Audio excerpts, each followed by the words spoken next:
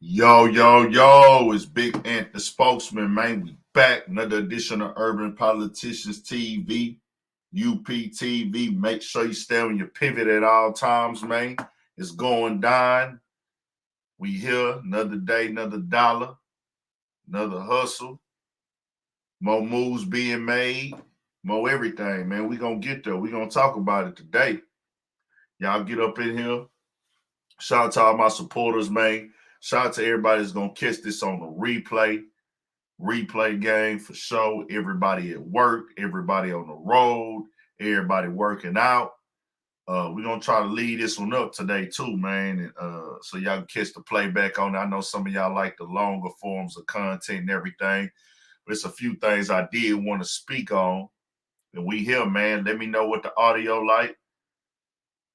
Nah, for sure. Shout out to my boy Kickstand Kizzo, man. I knew I done seen homie before with something, man.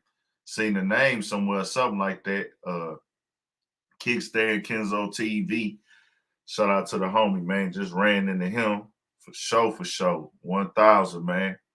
Whenever y'all see me out in public, man, holler at me, bro. If you see me at the grocery store, corner store, man, come rock with me, bro. I appreciate all the support.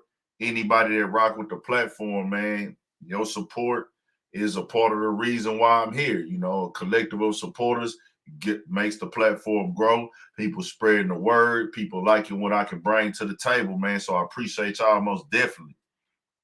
We got a lot to cover today. We gonna get into this destiny situation, man. And I want to make myself clear when it comes to conversations like this. Once I saw the joke from this Destiny guy, which is basically, it looks like he's Adam's new right-hand little man or something like that. Well, he's been making a few appearances on the platform, so obviously he's invested in being on this platform for whatever reason, to each his own. My only issue here is the racist jokes and then him feeling like he got a problem with the black man calling out what Adam22 has done. Destiny. When you come into the hip-hop space, my boy, let me tell you something. This is what's going to happen every time. There is no agreeing and disagreeing. We telling you what it is from here on out.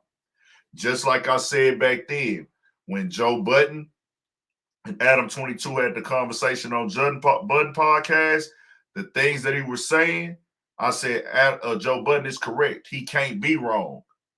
Now, Joe Budden could have handled it better, and you lose sight of the audience when you're aggressive, you get emotional. I do it at times. Your message can't get lost because the conversation goes from what you saying to, oh, man, he's mad, man. He's upset, man.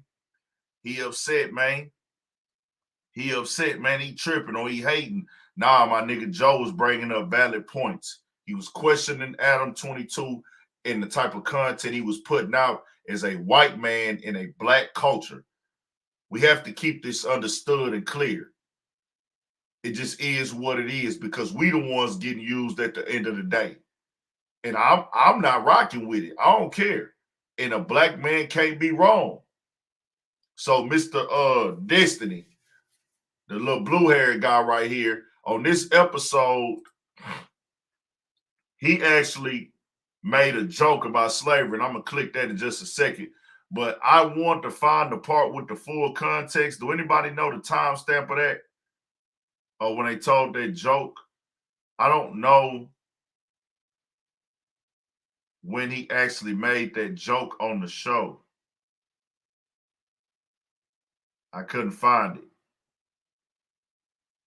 But I'm going to go right to the joke that he made. And this is why I'm like, hey, bro, let's go. Let's go. What you talking about, bro? Like I'm just saying, you trying to tell Joe how to feel. Look here, my boy, you on a hip-hop platform, my nigga, whether you know it or not. No jumper comes from a black man. Destiny. You know, yeah, look it up, nigga. Ask your boy Adam. He'll tell you, nigga. It come from a black man. So look that up, first and foremost. Look that up. Then the people that work there is black. It's black culture, black entertainment.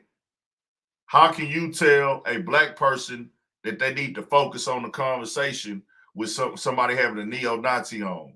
Let me go find this clip real quick so y'all can see what we getting at here and what we dealing with.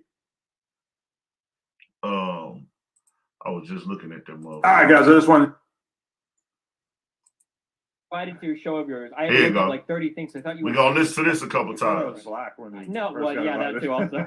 Well, because everyone said Adam does hip hop, so I didn't know you were just the slave owner and not the slave owner. I'm here to rep. Okay. I like how.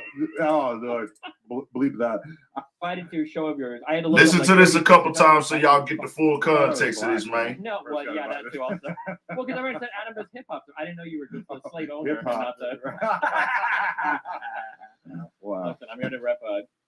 Okay. I like how. Oh, Lord, believe that. Invited to your show of yours. I had to look up like 30 things. I thought you were inviting me to fuck you. You thought I was black when you no, well, yeah, that too also. Well, because everyone said Adam does hip hop, so I didn't know you were just the slave owner and not the. Now, I do want to say something. Wow. Listen, I'm here to rep. The first time I heard this, believe that. The first time I heard this clip, I actually thought. The first time I heard that clip, I thought it was one of those other white guys on the couch with him. So I was calling them beer belly dudes or whatever. My bad. I really don't know their content. I will apologize to those two guys that was on the couch with them. I'll apologize to them because I didn't know what they were saying. I mean, I didn't know who said it. I didn't know that it was Destiny. I didn't know it was Destiny that said that. It made the slave on a joke. I missed that part of it. So that was the full Joe Budden interview with Adam. I just looked that up a second ago. But you know what? I need to find hold on. I need to find, they got a few people that put up that full interview with him.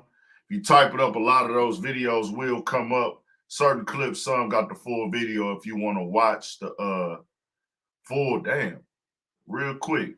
Inside huge NYPD gang takedown. Let's peep that real quick, y'all. Officials think this could be the largest gang takedown in history in the borough of Queens, and Fox 5 was given exclusive access as it happened. All right, chat, y'all want to peep this real quick, or do y'all want to stay on this topic of Destiny? We got plenty of time to cook him. Destiny is Adam22 little sidekick who thinks that he can speak on black people and speak on Joe Budden having an opinion about the rhetoric and the disrespect that Adam22 has been displaying to black people on his No Jumper platform. So, yeah, I don't know where Destiny blew up at. Yeah, you got a point there, Jersey Devil. You got a point, but I thought they said it, so I want to keep it in context. I want to keep that in context on how I'm saying that because I blame them for something that they didn't do.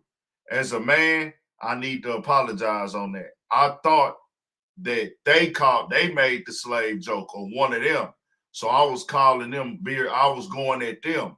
Yeah, true, they laughed at it, but I am an honest nigga. I believe that there is a difference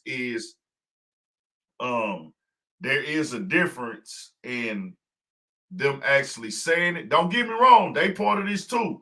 But I put the context out wrong because I said they said it. So I do got to apologize for that part of it. But at the end of the day, nah, they out of pocket too for sitting up there laughing on that type of time. But I like to be correct on my context and things like that. You know what I'm saying? But nah, they can get it too if they want it, nigga. Fuck them all. Anybody that got a problem with what I'm saying right now, I want you to know in the biggest form, shape, or fashion, it's a big fuck you. Anybody who takes issue with a black man having an issue about the treatment of black people or the presentation or the detriment of black people being promoted and pushed, if you have a problem with a black man taking issue with that, I want you to know Big Ant really stands on fuck you. And I stand in front of anybody with that. I don't care who it is. It can be from the lowest of the lowest to the highest of the high. If you have an issue with a black man speaking up for himself and his people, fuck you. Especially with what this country been through, my nigga, and what's going on today. What's going on today? Everybody can speak up for how they feel but us. So we've heard the joke. Destiny thought it was funny. It wasn't funny, my nigga. Adam22 should have checked you. And then he did not. He laughed with you.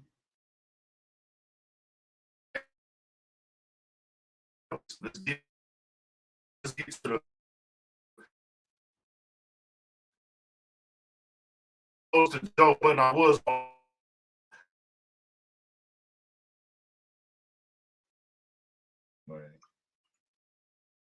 It's Destiny Joe Budden situation. Now, some of y'all might not watch the full interview. There's about 5 or 6 channels that have the full interview up, so y'all go look at that. Kind of negative So statement. we have to watch him do his commentary / reaction, whatever you want to classify it as. This is his clips channel.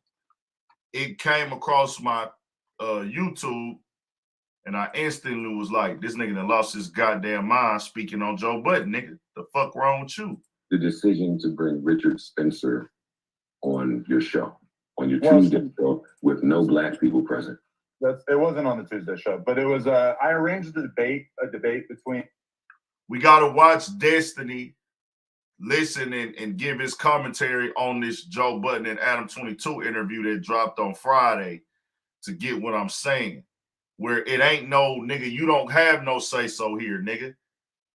Hey, your partner that you working with, my boy, is getting money and built this platform off of black people. That's the only reason we care.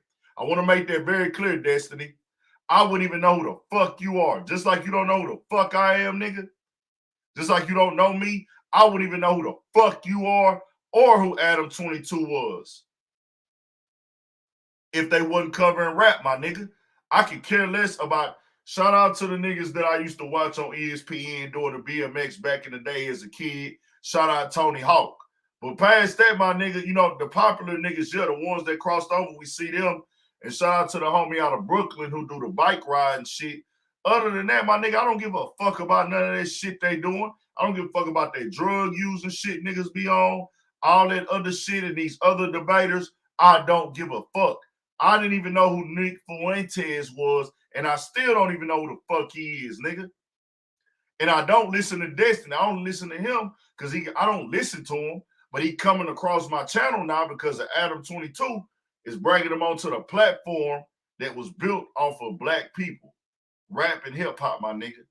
Yes, you put in other increments and other pieces of content, other moments in culture, just as far as people and viral moments and porn stars and all that. But we know what the basis of this platform is, my nigga. Black people, rap, hip hop, urban culture is what is the pillar and the staple of the No Jumper platform. If you say anything other than that, you are directly disrespectful. Yeah, Nigel Sylvester, that's homie name. Shout out Nigel Sylvester, King Vic. Yeah, I follow homie.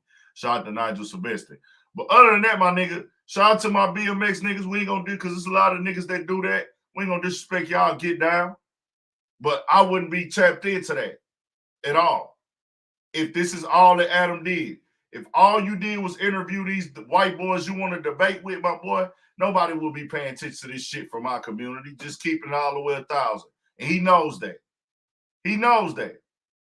So, Destiny, nobody gives a fuck about you for real. I don't. Only reason I'm coming at you in this situation is because you speaking on a brother, my nigga. A brother that ain't speaking on you, that ain't worried about you. And I'm coming in on Joe Budden situation because this is a brother speaking up for black people. And you taking issue with a brother speaking up for black people, my boy. We not going to do that. And you made the racist joke on the platform and you thought it was funny.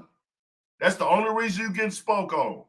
If you wasn't making racist jokes and you wasn't on no jumper, I would give 2 fucks about anything you got going on, my nigga. Usually relevant to me. I don't give 2 shits. So make that very clear. Y'all turn it up, man. Turn us up. Destiny, who's like a very popular left-wing commentator. Left-wing commentator. Hey, fuck all that left-wing and right-wing shit. I don't give a fuck. Fuck all the left-wing shit. Fuck all that right-wing shit, my nigga. And the reason why I say that, because in the grand scheme of things, ain't none of that shit on the finish line of what they pushing is about restoring and helping the black community and restoring the damage that they have done to the black people in this country. Yes, some of their beliefs might align with my beliefs, whether it be right wing or left wing, but there's a bigger issue going on. Where's the acknowledgement to the black community in America, my nigga? The documented, undeniable facts of destruction that have been done to the black people to this day, my nigga. And it ain't is it being addressed by these wingers? Is it? Do anybody know? Are these goddamn wingers addressing this shit? Are we addressing this shit with these wingers? Wingers, y'all let me know. If I'm wrong, I'm wrong. Because I haven't heard it. I haven't seen it. If I'm wrong,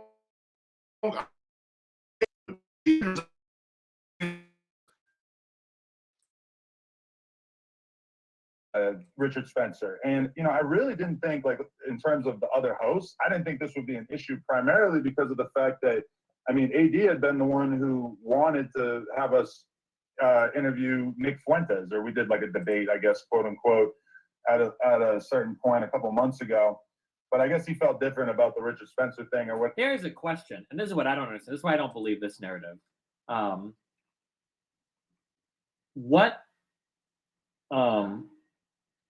Why didn't anybody care about the Nick Fuentes thing? Because we don't give a fuck about that nigga Nick Fuentes, my nigga. We don't care. We don't care. I didn't look into it. I didn't watch it. I seen it today. I seen kind of what the rhetoric was. I'm like, bro, this ain't what I'm watching no jumper for. I don't give a fuck about Nick Fuentes. This is Adam22 looking for other type of content to cause controversy. He's a self-admitted line pusher. He's a self-admitted dude that looks for ways to stir up the internet and piss it off and piss people off. That's what he do. And that's what I saw that as. Just keeping it all the way 1,000. No need for me to click the clout chase. Let's go. That seemed like a way bigger deal, but I don't remember hearing about any of that resonating with this community, unless I missed it. But now with all the firings and everything, now I feel like people are just jumping onto that Adam Spencer thing. And no, nigga. They're just like, it's Adam Spencer's the reason why. I don't believe that. I think the Nick Fuentes thing was a way bigger deal, but they didn't care. I don't think they care about the Richard Spencer thing either. False, my nigga. The thing with Richard Spencer is he's a neo-Nazi. He's still a neo-Nazi. 4 years ago, he was actually pressing a line against black people. This is a black platform, my boy. Even though a white man owns it, go do your research and history on the entire content. One of y'all said it out y'all mouths on there where Adam does hip-hop. Hip-hop is a black art form. Have you paid attention to the staff up there? You obviously don't give a fuck. And I'm not asking you to give a fuck. We just telling you what it is. We not asking you what it is. We telling you what it is and what the problem is. You could try to come up with all your little weasel tactics and trying to talk in circles. Ain't no need to debate. Ain't no agreeing and disagree, nigga. We telling you what it is. And we telling Adam what it is, nigga. Y'all bringing racists on the platform that was built off of the likeness and the style and the influence of black people, and you got black people working there, and y'all making racist jokes and laughing about it. That's disrespectful, bro. It is what it is. We pressing that line. It's disrespect. Whatever. And the other criticism I saw from Van Lathan was just that the debate was a little bit too much of a debate, that we didn't really take time to dig into the creation of the alt-right and racist statements that Richard Spencer's made in the past and everything, because his narrative that he's pushing now is that he's a changed man and he doesn't, harbor ill will towards whoever. And I mean, in the context of a debate, I didn't think it would be that controversial for us to platform it. you didn't think it would be that controversial in the context of a debate. So everybody else you bring on the platform, hold on, let me be quiet. So Adam, I admire the business that you've built, and I don't think any idiot could do it. Would you say that you've handled that? One of the criticisms were that you handled Richard Spencer with kid gloves. Nah, I don't buy this shit at all. I definitely think the thing I should have done is I bet this guy included, the Budden guy included, I bet they didn't even watch the show. We don't need to watch it, nigga. I bet they didn't watch the interview. Put money on it. I should have pulled back at a certain point, and I should have tried to really zero in on any kind of negative statements about Black people or anything racist in general, because it seemed like we focus more on the like liberal conservative binary and less on the, you know, the perception of him or the reality of him having, you know, inspired a lot of hate over the years.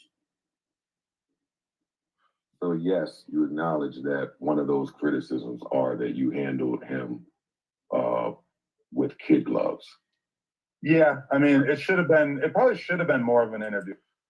It probably, yeah. I mean, no, my nigga. Yes or no, keep it on that. Hey, man, I interviewed him and did not talk about how he pressed the line. He was number 2 in charge of this alt-right shit, basically, to my understanding.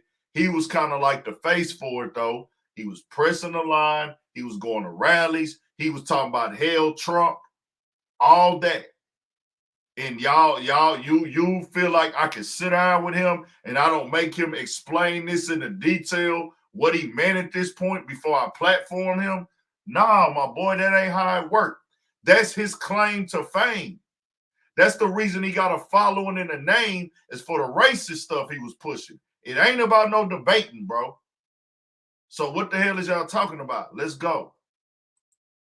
I probably should have spent more time on, let's go over some of the major things. I don't think I would have agreed. Well, I mean, Adam doesn't give a fuck about me, but I don't think I would have agreed to that interview. If it would have just been like, we're going to come here and we're going to go over all the bad statements that Adam Spencer has made about Black people, and we're going to have a good talk on how you, like, boring. Give me the fuck out of here for that shit. Get out of here for that hand-wringing bullshit. What a boring fucking conversation that would have been.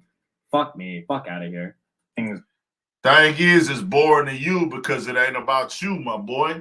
This is what we trying to get you to understand. It's a Black platform. Look at the videos over the years. Look what videos brought the audiences and the numbers. The same guy you talking about,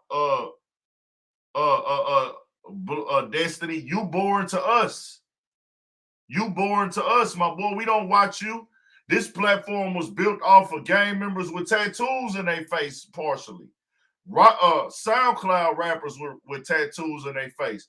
Trap music, street music is named after trap music, after one of our greatest trap rappers. That's what the platform is named after, my boy.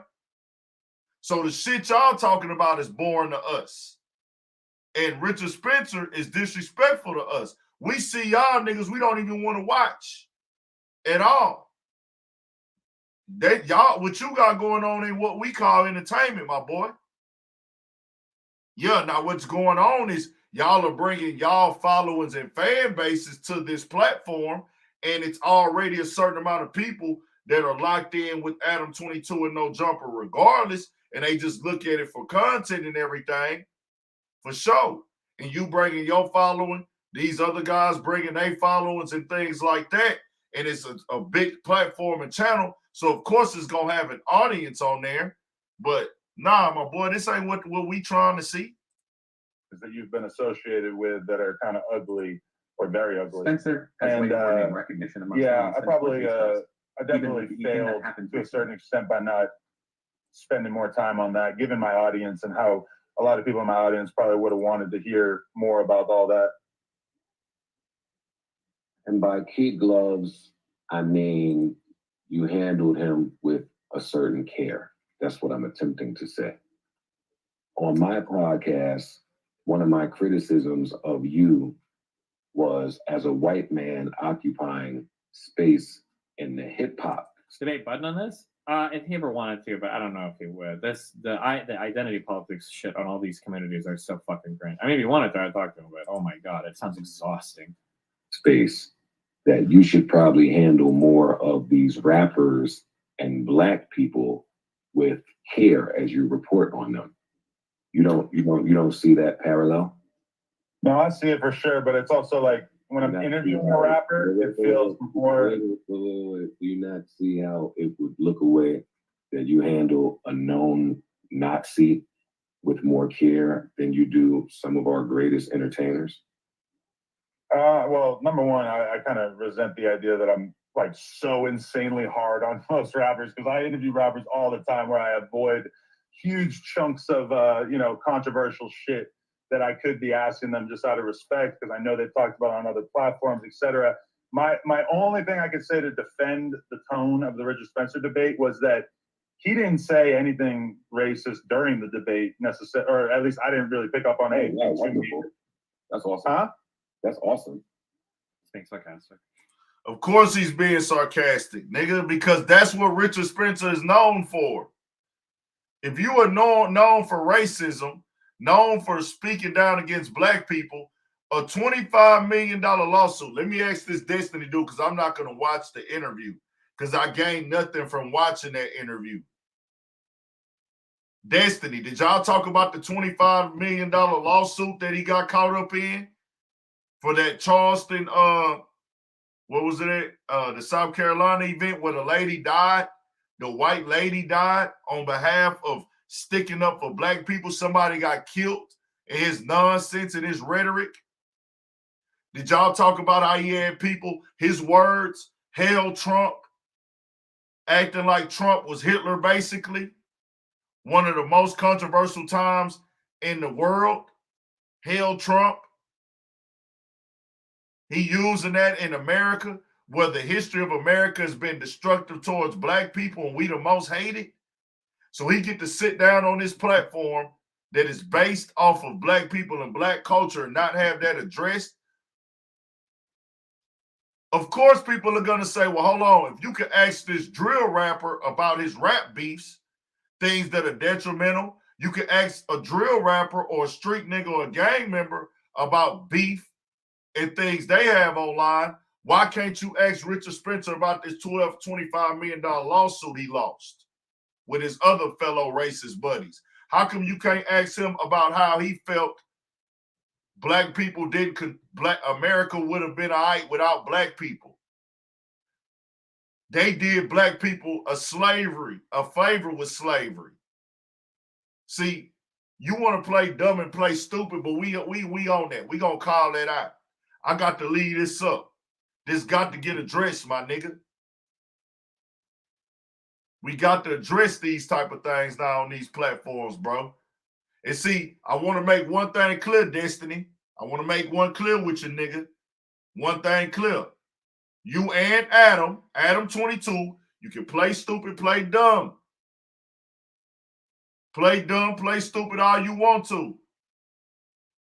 I want y'all to know this. If this was done on a platform that had nothing to do with rap, we would not be watching it. We would not have an opinion about it because we would not give flying fucks about it. We don't give a fuck about what y'all got doing. When y'all come in our lane, y'all speak on one of us, that's when we care. Nobody cares about you, nigga, with your blue hair. Nobody, I don't know what the fuck it is you do. You know what I'm saying? Whatever.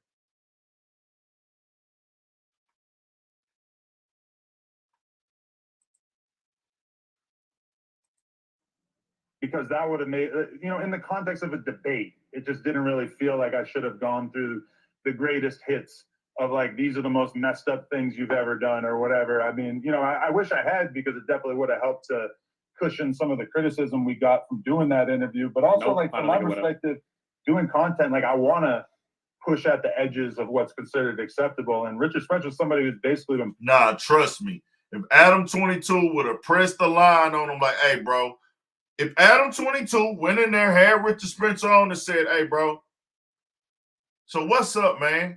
And Adam got to own this. It's like he doesn't directly own this for a reason. He doesn't want to directly say, my platform is existing and black people, black culture played a big part in my success. So when you're sitting in front of a racist, you know how you make us feel or think that you really rock with us? When you sit in front of a racist nigga, you say, hey man, you got a lot of racist content over the years. I want you to understand that black people are special.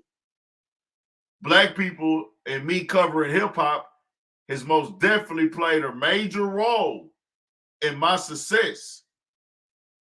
Black people in hip hop are a big part of the reason why you even on this platform. Because you would have probably never been on this platform if it wasn't black people in hip hop and urban conversations. You wouldn't be on here probably, Richard Spencer. Neither would you, Destiny. See, the thing is, the foundation of this is off of black people. The last few years, a big part of this platform, and be clear, Adam22 is the boss. He makes the decisions. He made the decision to let his platform be a large percentage off of LA gangs. LA gangbanging has been a big part of this platform over the last few years. By what percentage would y'all say in the chat? Hit that like button and turn it up too. Hit that like button and turn us up. Hit that like button and turn us up, man. Get us up in there. I want to know what percentage would y'all say on the outside looking in. It's a large percentage of this platform in the last 3 years that has turned into gang culture. A nice percentage. It's a mix and a blend of a lot of everything, but a lot of this platform, even to the Instagram post. The Instagram post is, see, No Jumper used to post on Instagram like more so all around mainstream content and 80, all around mainstream content. You might see a little underground stuff here and there, but in the past year and some change, it has turned to the formula of every other media blog, which is basically modern day world star hip hops. Modern day world star hip hop pages where you mix all the latest bullshit, drama, beef, crazy world news, but 80% of your content is gonna be probably high level nigga fuckery, whether it be beefs, disrespectful stuff, jokes, out of pocketness, just black people bullshit, and it don't even just be involving rap. It can be fights, it can be drama, it can be calling somebody out, but that's a marketing scheme that is now coinciding with rap. Put rap up there on the platform, but mix the rap with all the other shit that niggas do. And then put a little bit of mainstream media up in there that ain't all the way pertaining to black people. Adam22 has taken to that blueprint for sure. They got to the point they started posting gang fights on their platform. Does that fall under the line of hip-hop culture? Yes, because hip-hop goes hand-in-hand with the streets. But Destiny, are you aware of that? That gang members having street fights in LA? Your boy Adam post and promote that?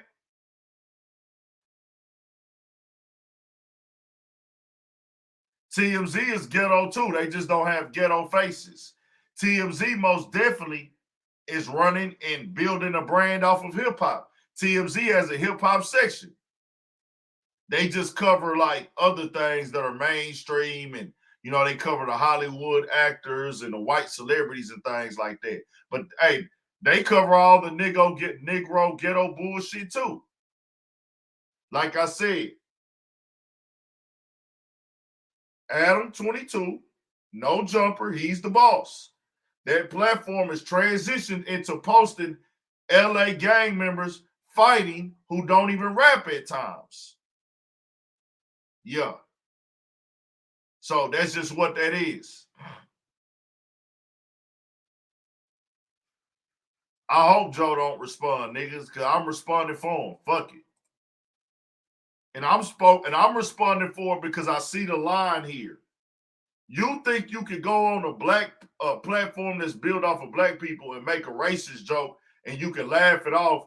Adam22 should have stopped that combo and said, hey, man, hey, I know you just don't mean no harm, but these my people, bro. These the people that got me turned up, man.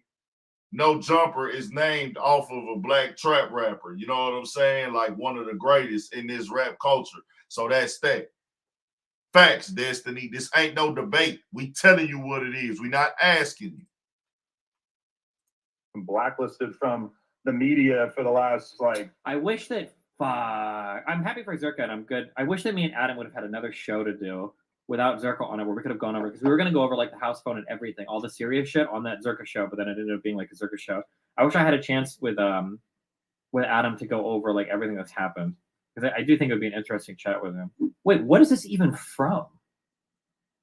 Destiny weird for saying ninja on No Jumper. When? There was a swear word bleeped out and they're all saying it was the N-word? Wait, where? Why? After he said Adam was hip-hop slave owner, he followed up with saying, said, yeah, we got to cut that out. I'm here to... I said I was here to rep... I'm pretty sure I said No Jumper V2. I was invited to your show of yours. I had to look up like 30 things. I thought you were inviting me to fuck you. I thought it was black when you No, first well, got yeah, invited. that too also. Well, because I already said Adam does hip-hop, so I didn't know you were just a slave owner. Hip-hop. And not the... Wow. Listen, I'm here to rep Go Gang. I like how... Oh. I don't think they want attention being given to the No Jumper V2 subreddit. So they censored me saying No Jumper V2. Because these are the guys that all say Adam is a slave owner. That was the fucking joke. But then they censored that. And but even so, how are you going to assume here that I said the N-word?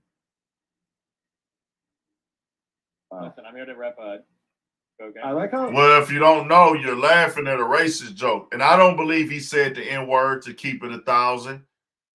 I don't think he said the N-word right there. But, of course, niggas would think that when y'all make Adam actually kicks back in his, like, throws his head back laughing. It's so fucking funny to him. It's so fucking funny to Adam. Because these are the guys that all say Adam is a weird for saying ninja on No Jumper. When? There was a swear word bleeped out and they're all saying it was the N-word? Wait, where? Why? After he said Adam was hip-hop slave owner, he followed up with saying, said, yeah, we got to cut that out. I'm here to... I said I was here to rep... I'm pretty sure I said No Jumper V2. I was invited to your show of yours. I had to look up like 30 things. So I thought you were inviting me to fuck you. I thought it was black when you No, first well, got yeah, invited. that too also. Well, because I already said Adam does hip-hop, so I didn't know you were just a slave owner. Hip-hop. And not the... Adam laughed harder than everybody. Adam understood that joke more than everybody. The other two guys, they were just sitting there laughing, but Adam threw his head back laughing. And Tyrus Hamilton, you a big supporter of the platform, bro. And I appreciate your support. I want to bring some clarity into what you're saying. I'm not going to post that up because that is so far from the truth. That is so far from the truth. Did he help shine the light on him? Yes. But every time he shined the light on him, he got way more in return than what homie got from him. And then you talking about to feed them people, that means I'm paying it forward, bro. That's not putting me in position. That's capitalizing. As you see now, he doesn't want to rock with that type of stuff anymore. He's on to something different. That lets you know, hey, you really wasn't down for that. The fact that you will let somebody make a racist joke on your platform and then you don't stand up for the people that helped build that platform that you made money off of. Nah, man.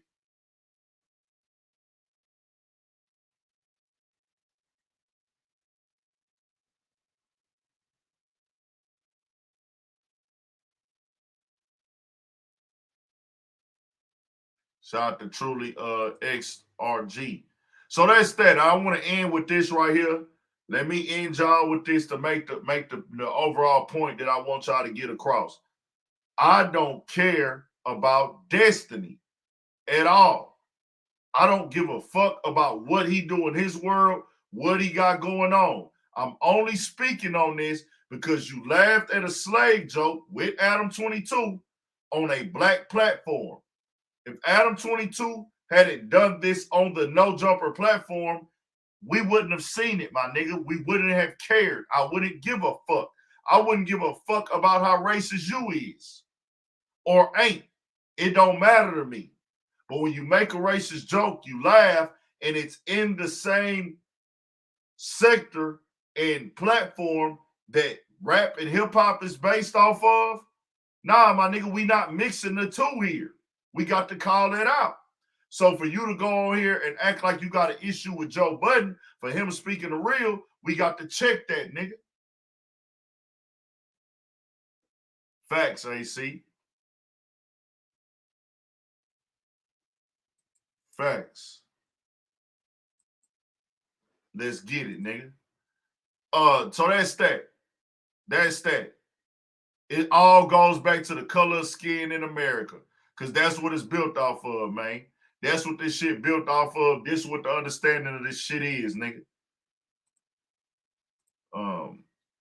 They gonna try to act like it ain't. They gonna try to minimize and try to talk in a way to make me think I live in reality, bro. I'm in reality. If a black man go off and got something to say about another group of people, they gonna be in his face about it. If the right person here. Let's go to this Sharp and Pun shit though.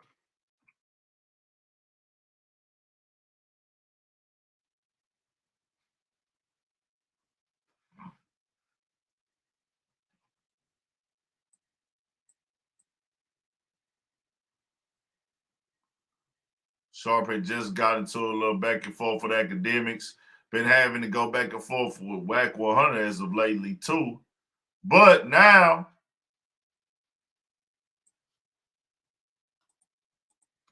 he got into it with AD homie Pun. They were popping they shit, nigga.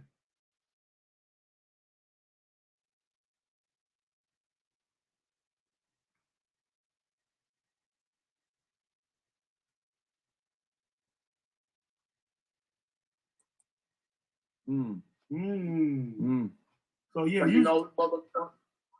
So Sharp called in here. Do we need to listen to this whole thing? I don't think we do. Y'all might have seen it already. And I'll give y'all a quick look, like backdrop of it. AD, T-Rail, Smack, Duno, that's everybody from the Wednesday show. They left No Jumper. Before that, House Phone, Blasey, and Pot Lord had already left No Jumper. That's 7 people. Lush was fired. That was 8. And I guess you could say Pot Lord was fired, but that's 8 total right there. This all happens in a month and some change. AD's issue, for the people that don't know, he didn't like how Adam handled the situation. Adam went behind his back, hollered at Lush, told Lush some things. Lush decided to speak on those on the Discord, made it public information. In AD mind, he looking like, hey, bro, you're betraying me. You dogging me out. It hits different as opposed to, even if you were talking to Lush about it, the fact that it made it to the internet is still your fault. Because if you don't say nothing to Lush, it don't get out there. Some of these things that you said, it came out harsher when you telling him as opposed to you telling me. It is what it is. And it comes right after he was called out by AD for the Richard Spencer interview. So everybody left. Then the incident happens where it comes out on the internet where y'all just seen Adam22 laughing at the racist joke. So now people are looking at everybody there and question, are y'all going to stay? He's laughing at people making racist jokes about being slave owners as a reference to him having a hip-hop platform. That's disrespectful, that's crossing the line. Ain't no other way, form, shape, or fashion to handle that. That is out of line, that's crossing the line. On top of, there were other things going on. Adam started feeling away about the way the business was going on because he's looking at it like these guys are doing too many of the same things that we are doing. They're booking shows in the same venue that I book shows at. They're streaming about the no jumper content. So now what that means is you want to put a ceiling on what they can do.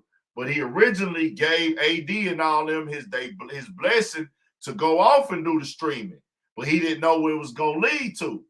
So now it's, hey, man, not only is your platform going up, I'm paying you to be on my platform.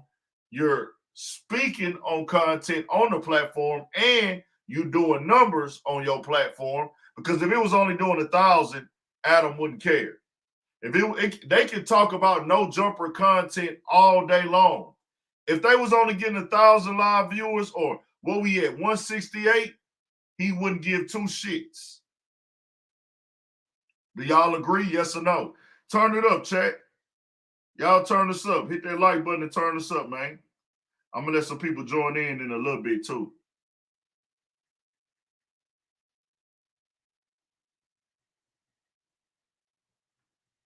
I'm going to let some people join in a little bit.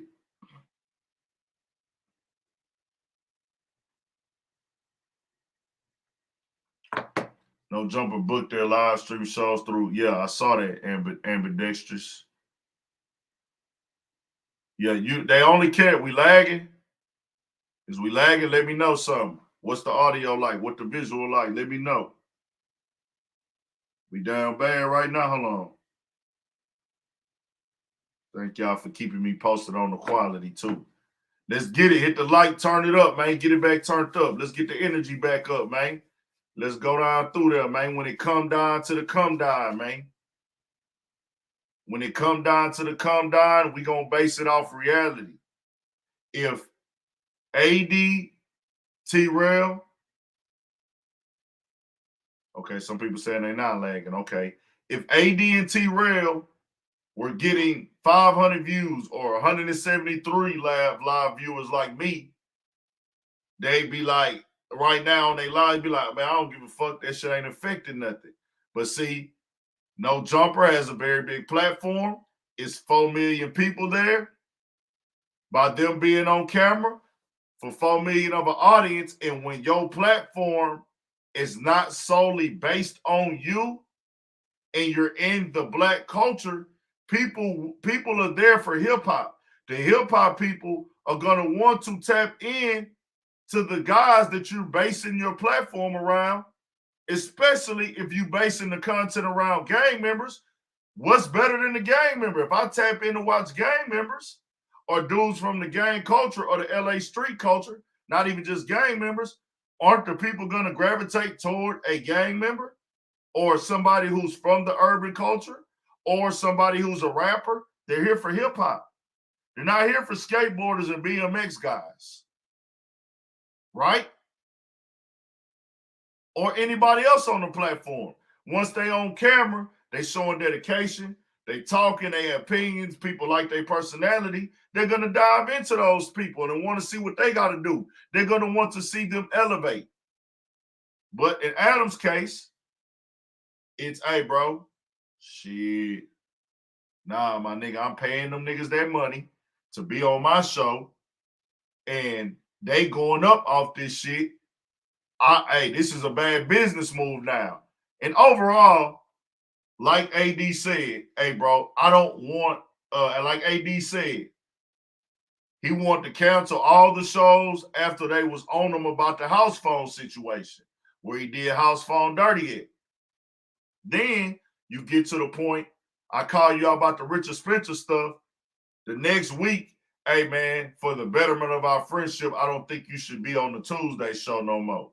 Get the fuck out of here, my nigga. We know this, what this is. You don't have to admit it for us to know. It is what it is. But as I tell y'all, bro, go to these platforms. I have this on videos. Go to these platforms, but just know what the game is, bro. It's a business with them. It ain't no, hey, y'all rock with me, y'all rock with y'all deeply, sincerely. Nah, this shit business, man. Business brought y'all together. Not, hey, man, I really rock with you and I got your back and this is more than business. And, hey, I got your back, brother. I want you to elevate and get rich. Nah, because you see what happens in these type of situations. Oh, it's not working for the business now. That just is what it is, bro. You got to know that game. They go with the record labels. They go with the NBA, the NFL. They go with the movie scene in Hollywood. They go with everything across the globe, and especially in motherfucking America with these people that are not us. It is what it is, bro. The record labels move the same way. Everybody move the same way, bro. Most of the time. Most of the time. Not all the time. Most of the time. That's how that shit be. So, let's turn it up. We have it now with Sharp. Sharp comes into this because Sharp makes the decision to stay on No Jumper. Shout out to Sharp. I've spoke with Sharp before. Sharp that came on to Urban Politicians and spoke before. If you caught that live that night, you caught that live. I actually privated it. We talked on him for a few hours. Sharp to show love. So shout out to Sharp most definitely. Two things I tell Sharp. For one, first and foremost, Sharp can do whatever he wants to do. He's a grown man. Every grown man can move how they want to move in this shit. That's just the game. That's how life works. But Sharp went on YouTube Live or went to his one platform. I don't know which one for sure because I didn't see it. They was talking about it when I was on a live Friday. Sharp had actually announced that he's gonna announce the decision. Like he said, I'm gonna announce my decision tomorrow or something like that. I instantly knew that that meant that Sharp was gonna stay. But when you do that, it's like on the internet. This is the internet game. You can do whatever you want to do in real life, but the internet is about narratives. So when you make, hey, I'm gonna make an announcement, you now highlight in the time when it was crucial, is going online that Adam22 is laughing at racist jokes. He done AD dirty. He done house phone dirty. On top of, he was upset after the Richard Spencer interview. After the Richard Spencer interview, when he got called out for that, he's mad.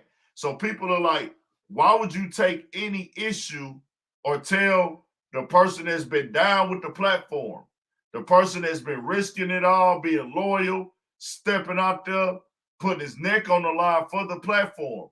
He did that by choice, not force. But now what Adam has shown, the people are going to look at this like, hey, bro, nigga, you done showed us. You can't tell us no more. You done showed us that you don't have loyalty to the people that's loyal to you. It's business now. Now it's all business when, hey, this man supposed to be in your wedding. He supposed to be in your wedding, but it's business. He done jumped out there for you, but it's business. I just seen a little clip from Rory and Mal today. He said, hey, man, I got to, one thing I got to say with AD.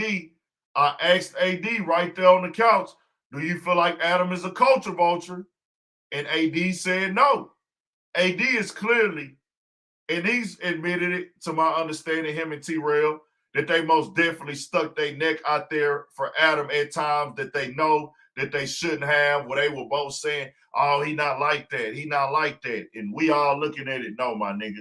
He's exactly like that if we keeping it a thigh while. So the fans, the supporters, once you make that decision like that and you highlight the decision, now the narratives are going to get created. You can do what you want to do, but they going to create the narrative that they want on this internet. That's just how this game go. The internet going to create the narrative that the internet want. And so when you highlight, I'm going to make this decision, they already know that pretty much, hey, bro, he's about to stay. And then once their prediction is confirmed, now they're going to start trying to pick you out about where your loyalty is. Are you solid? Are you a real person? Oh, man, you choose. This is the internet. The internet is going to put morals and responsibility on you that they would not apply to themselves. So that's that. So for you to speak up and for Adam in any form, shape, or fashion, when amongst humanity, he's clearly wrong, people gonna give you the side eye on that. So once he goes and calls into AD, because he's cool with AD, it's no hard feelings. Hey, this shit just business. It's just business. But this is what happens. There's more cities, hey man. There's more cities in the state of California than just Los Angeles. Oh, y'all don't take it wrong. I know you LA natives be like, oh, Hey, we ain't saying nothing. We ain't saying nothing. Exactly. You're not quiet when I said it. All right, look. Since we here right now, Sharp, you got you on the phone. A lot of people want to know in the chat why you didn't leave no jumper when I left, nigga. I mean, I love you to death, baby. I love you to death, baby, but I didn't come in with you, Jack. That's real shit. That's gangster. That's real shit. That's gangster. I'll ride with you till the wheels fall off. You know what I'm saying? But let me ask you this. If the tables was turned, and this is a real question, if the tables was turned, right, and I was leaving, would y'all have left with me? Crib, I wouldn't have left. I'm going to keep it real. Because I'm going to say the same thing you said. I didn't come in with you. Yeah. Now, if I thought like you wasn't benefiting from it and your situation was fucked up, and I feel like you was getting done wrong and it was a certain situation, yeah, I'll leave then. But I know that I know you getting some I know you getting some real chili over there right now, cuz, so I ain't gonna never tell you to walk away from your chili. You feel me? But I'll tell you this though too. If that was the case, we should have all left when house phone left.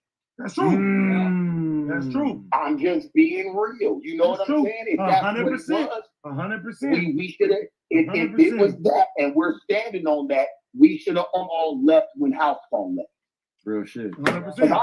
I feel like this. You had your reasons in everything that happened. I give you that, homie, like for real. And I say that if anybody should have a problem with it, AD definitely has a problem. But I don't think everybody else that left with you had one. They should just say, hey, man, I came with AD. It's only right that you leave. Can't agree with that one, Sharp. Just keeping it 1,000. The slave master jokes, bro. Nah, that ain't it. And then what you got to understand is they had the loyalty, and a big part of the reason why they left was with AD, whatever. But you have to know within these, since AD been in there, you go off of this right here. Since AD been in the door, AD has been stomped down with Adam. He been stomped down. AD situation is different. V-Note, the most once said. This is the difference here.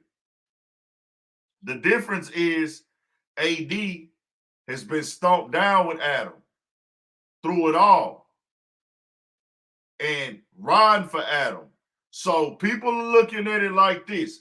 They know more than we know because we don't work up there. We only see what they put on camera.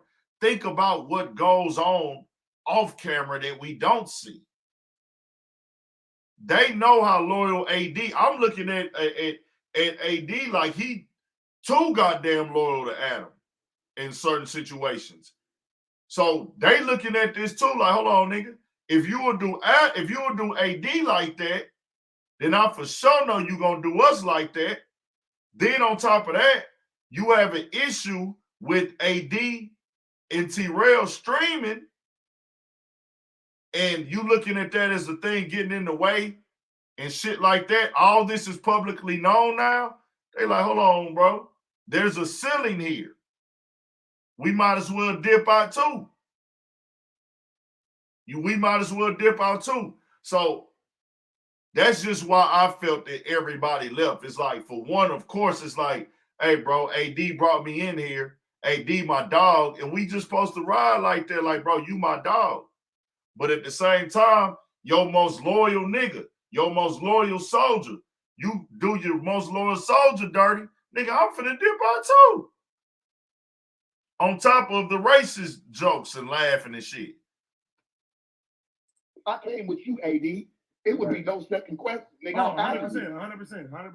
I'm out of here. But see, a lot of people was hitting me like, oh, why didn't what's it called go? Why didn't Almighty go? why didn't Gina go? I was like, I don't expect nobody to leave, bro. Like, one thing that I learned, bro, and shout out to Top Dog, he told me, don't leave no money that, all right. hell no, nigga, because I'm a loyal nigga. Right. Hell no. I look at it like this: another year, and you know, and this is just my opinion, homie. Because in every great group, I done been a part of teams before, and every great team, the first year is amazing. The second year is what's gonna tell time. So sometimes motherfuckers gotta really rock through it, homie, and weather the storm. We had the numbers, homie, together. Like we had the numbers in the majority. If we wanted to make certain moves there, you know we can make certain moves there. There's really, Adam's not gonna hold us back, especially if we're very popular on the channel. See, but I gotta Sharp. Nah, but see, that's why Sharp gotta know. When you come on, this is why this stuff be happening. And I tell Sharp this whenever, if I talk to Sharp, I'll let you know. You saying Adam's not going to hold us back. You telling the Sharp not going to hold us back, bro. I mean, Adam not going to hold us back. But Adam took him off the Tuesday show. And then Adam said out his own mouth, he felt the way about them doing the live shows. He felt the way about them doing the live shows.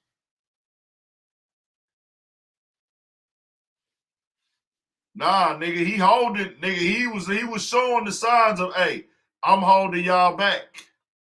I will hold y'all back. Nigga, I'm in your wedding and you trying to hold me back on some money and you already a multi-million-dollar nigga? You already a multi-million-dollar nigga? And you got an issue with me going to get some money off this shit? Then guess what you showing me? This shit is more business than it is you want to see me win. It is what it is. Gotta cut you off right there. I never thought You Adam gotta would cut ever. me off. Stop. Hold on, Kel. I never thought Adam would ever hold us back. But when I hear that, you know, I should have put them in contracts, and I ain't think that they was gonna get to where they got to, and it was situations like that. It was already destined for me to not get to where I was gonna get to. Being next to Well, I think that's the same thing as niggas feeling like, fuck, I probably shouldn't have put in as much loyalty as I did. Everybody's hurt, man. Everybody's hurt from this. Adam, you, I know it didn't make you feel good. Yeah, you might have been, let's say, physically prepared for what was going on, but I saw it did make you didn't feel good about it, bro. I saw it in your face. It wasn't, it didn't feel as good as when you talk about it when you said before it happens. Like a nigga be like, man, I'll leave tomorrow. But when a nigga leaves, nigga be like, damn. Even though what's done is done, but you know, a nigga just ain't happy running around celebrating. No, for real. You know? But like I said, that first year, homie, like the first year in any great group, homie, is gonna be the most amazing. The second one is gonna be it's gonna tell time. So you just got to understand sometimes, and like I said, I 100% stand behind everybody's decision. Nobody's a victim in this. I'm gonna use Pun's words. Nobody can play victim in this shit, homie. We should all be happy with the decisions that everybody made, and we should still be able to be family, dog. Cause I fuck with y'all, not just because of no jumper. Yeah, but family don't try to stop family's progress. Or even try to, you know, make it look like it's something that it is. Family unconditionally is gonna fuck with you. Because unconditionally, bro, no, they ain't no thing. Unconditionally, I fuck with Sharp. I don't need nothing from you, cuz. You feel me? Right. It is what it is. I rock with you unconditionally. I don't have to sit there and do that, nigga. Anybody that come on my platform, nigga, that's welcome for them to go do what the fuck they do. We're not gonna look at it like, nigga, you get a situation, or I need to be a part of that situation, or I need to hold you down. Nah, at the end of the day, I move off of love. Right. Well, you got to think about it, bro. That you move like that and I move like that because that was our backgrounds. We can't expect everybody to move like this. Come on, bro. You and me talked about this when I first came to know. Hold on. Let's get to it. Hey, my boy in the back over there, dog. Dog in the back, that nigga ain't looked up yet. He gonna get mad in a second too if you haven't seen it already. But Dog been sitting there the whole fucking time, man. You can just tell like he ain't feeling this shit Sharp saying. Cause it's probably like, hold on, bro, you trying to act like AD ain't been loyal, nigga. That's just how it goes, Sharp. Like when you get into these type of conversations, it's like, hold on. Nigga, you sounded like you saying that AD did something wrong, my nigga. That's how they gonna take it. Now, you might not agree with how they taking it, but that's how they gonna take it. Hold on. And once everybody seen how everything transpired, that's when niggas made they walk as a collective. You feel me? And I understand this, but if that's the case, niggas should have walked away when they had problems. No, niggas should have walked. Same thing for house phone. Niggas should have walked away when they had them problems. Let's not wait for it to happen as a collective. Maybe we could have nipped this shit in the ass in the very beginning. I mean, I'm gonna miss my niggas, bro. Like I wish, homie, that there was something that could have been done different to not make this happen, whatever that needed to be. But I do understand that what's done is done too. You know what I'm saying? But I wish that there was something that we could have did, bro, to prevent this. Because I hate that this is like this, my nigga. And it's separated now. Everybody's kind of everywhere else, my nigga. And I'm kind of held to hold the pillar up myself. Which it ain't no crying over spilled milk, nigga. I'm gonna fix it. We're gonna put it together and keep rocking. And I'm gonna still be rooting you niggas on from the Raptors. You know what I'm saying? Still rooting you niggas on, man. You know what I'm saying? Because I got love for y'all, homie. And I hope everything does work out for you. 100%. I know it's gonna work out for you. All we gotta do is just do what we naturally already fucking do. People gonna fuck with us regardless, man. Yo, Sharp, this is China Mac. I got a question, Sharp. Go ahead. What's up, China Mac? What's up, bro? How you doing? Yo, let me ask you a question. Is No Jumper still the coolest podcast in the world? Ooh. No. Hey, Sharp, this is MJ. This is MJ. Is it the sharpest? Is it the sharpest podcast? Radio. Right. No, it's not. It's the sharpest, coolest podcast. I like that. Shout out, Sharp. It's the sharpest, coolest podcast in the world, nigga. All right, let me ask you something, Sharp. Last question. If you was in my shoes, would you have walked away? No, because now I got leverage. Ooh, that was probably the one. That Sharp homie Pun, and for the people that don't know, that's Sharp, that's AD homie. And that nigga there is probably looking at this. If y'all looked at the last video, and I was telling people in that video, I seen how Pun is loyal, solid, stomped down with AD. Stomped down with AD, nigga. He ain't playing by AD on this type of shit. And it's because, like, hey, bro, what you really on with this shit? You know what I'm saying? Because AD got the short end of the stick in this situation, bro. He got disrespected. You feel me? He got made like he played down to the left on some fly shit with it. And when you put everything on the scale of how it all went down, the bigger picture. And if you from this shit, you know, like, hold on, bro, that ain't how that's supposed to go at all. So Pun, when that nigga Adam called in to that shit, that nigga was on Adam ass, nigga. Hold on, nigga. The fuck, they're supposed to be a joke, nigga? Like, so hearing Sharp tell AD right here, say, man, nigga, you wouldn't have left. So now you kind of telling him, like, he made a bad decision in leaving, meaning you saying like he ain't up on game or something, nigga, and niggas gonna take that away. That's just the how this shit work. And that might not be in Sharp intent, but they gonna take it a certain way, especially while this shit is fresh. Leverage for what? More moves, bigger moves. Bigger moves. Wait. So having more within there. I'm not talking about on the outside, so let's not get carried away. No, Sharp. You said listen. You said more leverage, bro. But when a nigga tell you, hey, I thought he was ambitious, just not that ambitious, and I want to put niggas on contracts so they don't do their own more thing, having more leverage means what in the company if it's not designed Well, for you to succeed higher than what you're supposed to be at?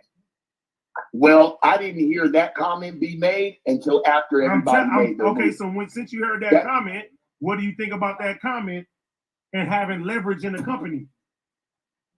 I honestly, I believe that he just didn't want to lose a good thing.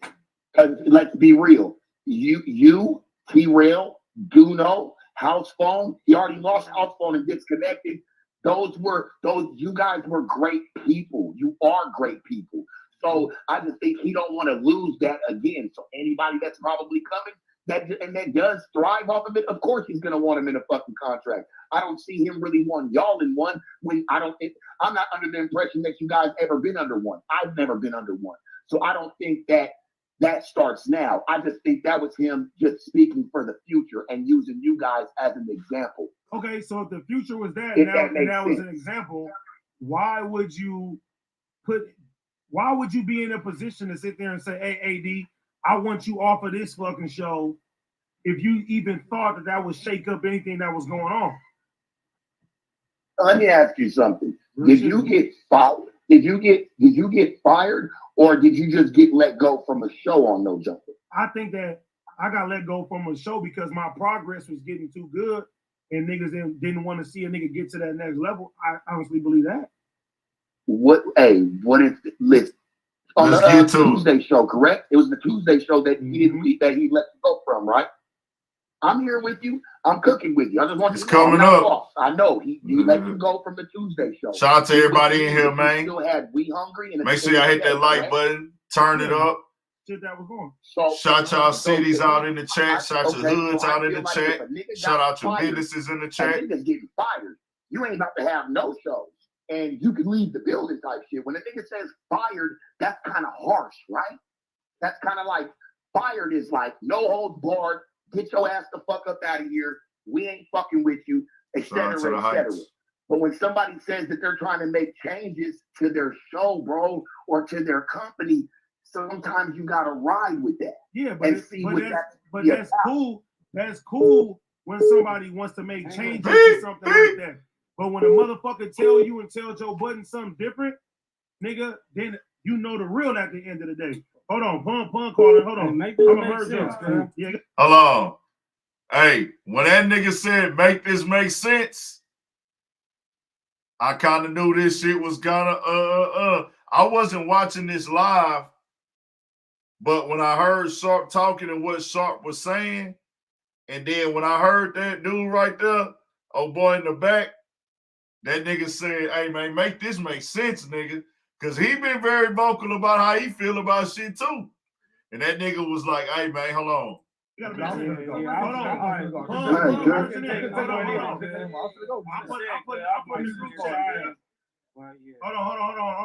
All right. Sharp and Pun is on. Hold on.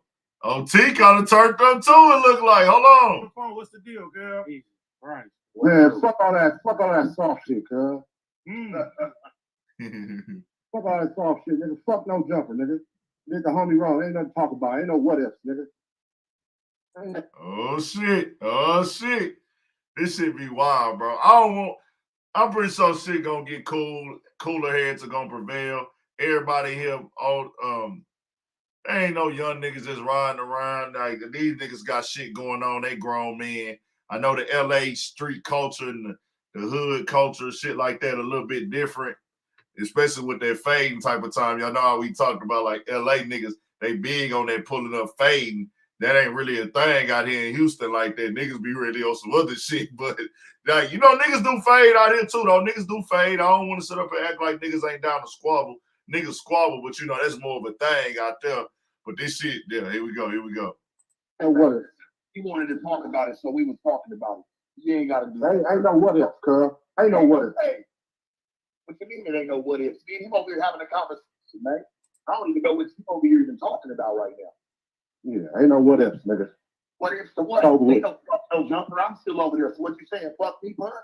It's fuck no jumper, nigga. That's what it is. It's fuck no jumper. Fuck no jumper, nigga. Fuck no jumper, nigga. You know what it is. If you feel offended, it's fuck no jumper, nigga. On this same crib, nigga. Hey, When that nigga said Insane Crip, nigga, I knew it was a rap then. Once I heard Insane Crip, once you hear that from some niggas from LA, it's up, nigga. Them niggas is upset, nigga. It is what it is. The fuck? Stop playing. Nigga, we not whack, nigga. What the fuck you think you're talking to, cuz? No, that's what. Nigga, it's fuck you, nigga. Now it's fuck you too, What's bitch. this supposed to be? Nigga, on the set, it's fuck you too, It's nigga. time to end that call. It's time to end that call. Fuck you think you talking to? It's time to end that call, You man. ain't no bully, nigga. The fuck? Hey, now this is how arguments do happen for people that don't be around niggas. I'm gonna give y'all an example of how this shit happens in Houston. I'm gonna let y'all hear that one more time. I'll tell y'all how this happens with these conversations here. You ain't got to. I ain't know what else. Fuck all that soft shit, nigga. Fuck no jumper, nigga. Did the homie wrong. Ain't nothing to talk about. Ain't no what else, nigga. Ain't no what else. He wanted to talk about it, so we was talking about it. You ain't got to do. Ain't no what else, cuz. Ain't no what else. Hey, what you mean it ain't no what else? Me and him over here having a conversation, man. I don't even know what you over here even talking about right now. Yeah, ain't no what else, nigga. What if the what? Ain't no fuck no jumper. I'm still over there. So what you saying? Fuck me, bud? It's fuck no jumper, nigga. Hey, hold on. That's what it is. Just fuck no jumper. Hey, fuck no jumper, It's nigga. fuck no jumper, nigga. You know what it is. If you feel offended, it's fuck no too, nigga. On this same trip, nigga. The fuck? Hey, what that shit is, this the equivalent of a nigga just throwing it out there like, hey, nigga, it's fuck you. This is what it is. I'm saying fuck that establishment you up under. Now, they basically telling Sharp, that's what they saying. They saying Sharp, it's fuck no jumper. In that moment, you got a decision to make. Do I ride for no jumper? Or do I just say, all right, man, y'all feel how y'all feel? But Sharp felt like, well, hold on, nigga. I'm still waving the no jumper flag because I'm still part of no jumper. And then it turns into, well, nigga, if you riding with them niggas, fuck you too. That's how I go. It's just like out here in Ace time, if a nigga say fuck such and such, and a nigga like, who you, are you aiming that on me? Now, this how this should go in Ace time. A nigga throw out a general statement. Yeah, man, these hoe ass niggas, da-da-da. Niggas be like, nigga, who you talking to, nigga? Who you talking to, nigga? And the nigga will say, nigga, I'm talking to Texas. If you an Ace time nigga, you done heard that before.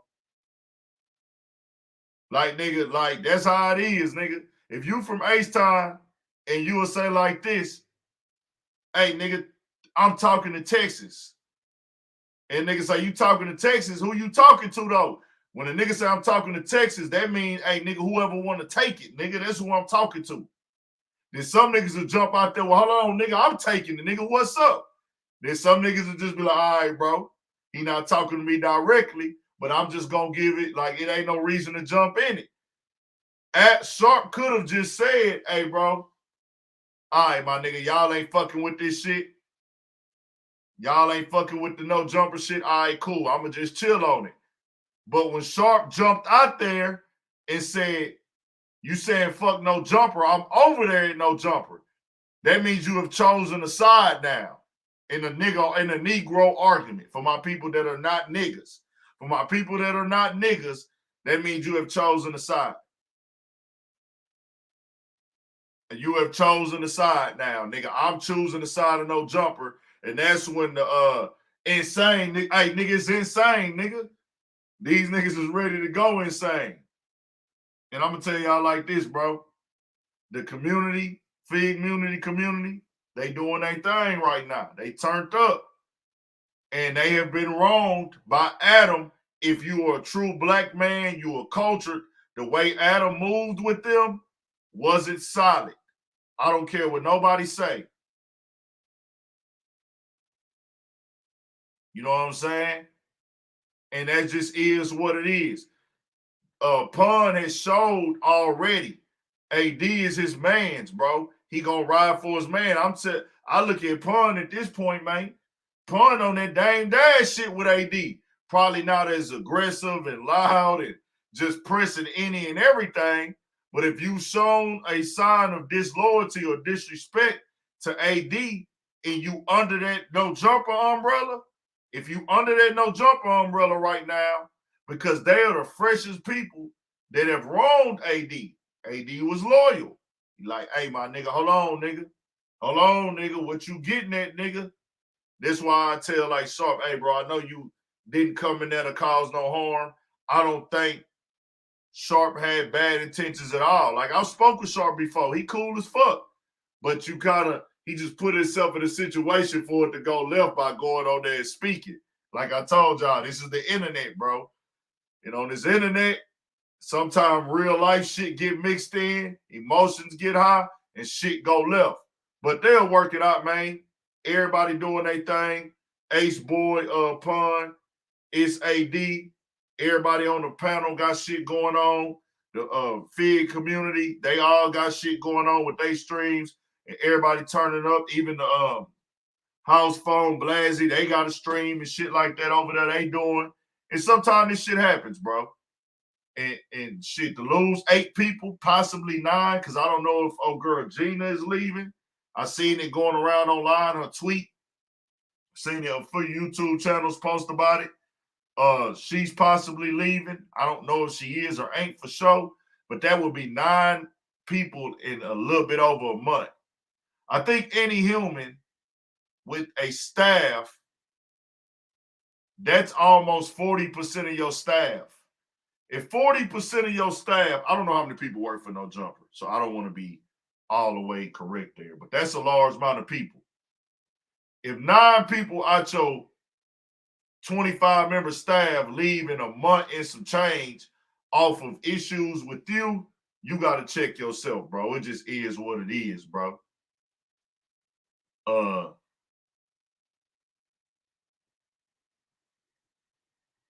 Yeah, it is what it is. Somebody said, who is no jumper move named after? It's named after Gucci Mane. Balling like an athlete, got no jumper. That's a Gucci Mane lyric. Ball like an athlete, but got no jumper. That comes from Gucci Mane. No jumper is named after Gucci Mane. So yeah, destiny. Destiny. That's that, my nigga.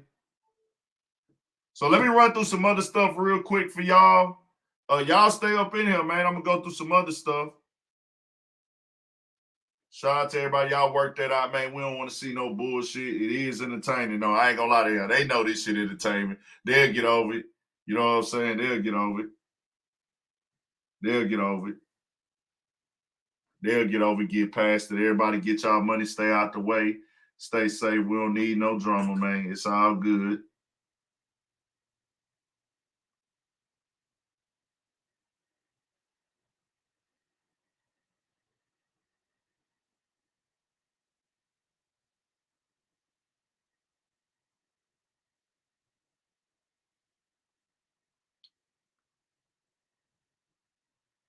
Meek Mill been in that studio, man.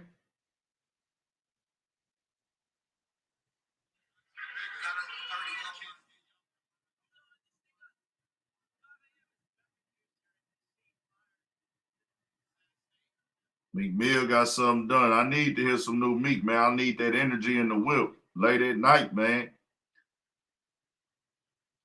So XXXtentacion killers.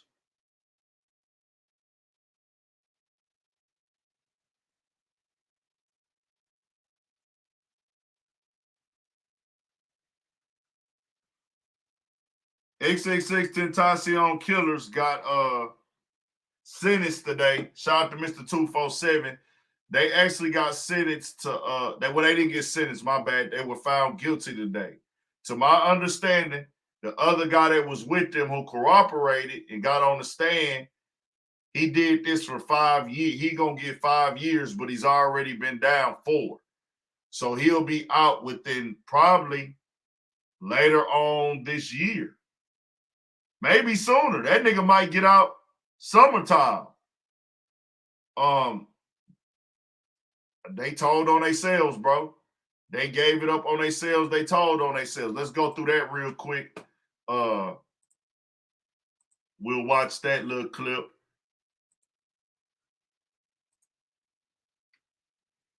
Let's go up over there. Y'all, this is crazy, man. Rest in peace to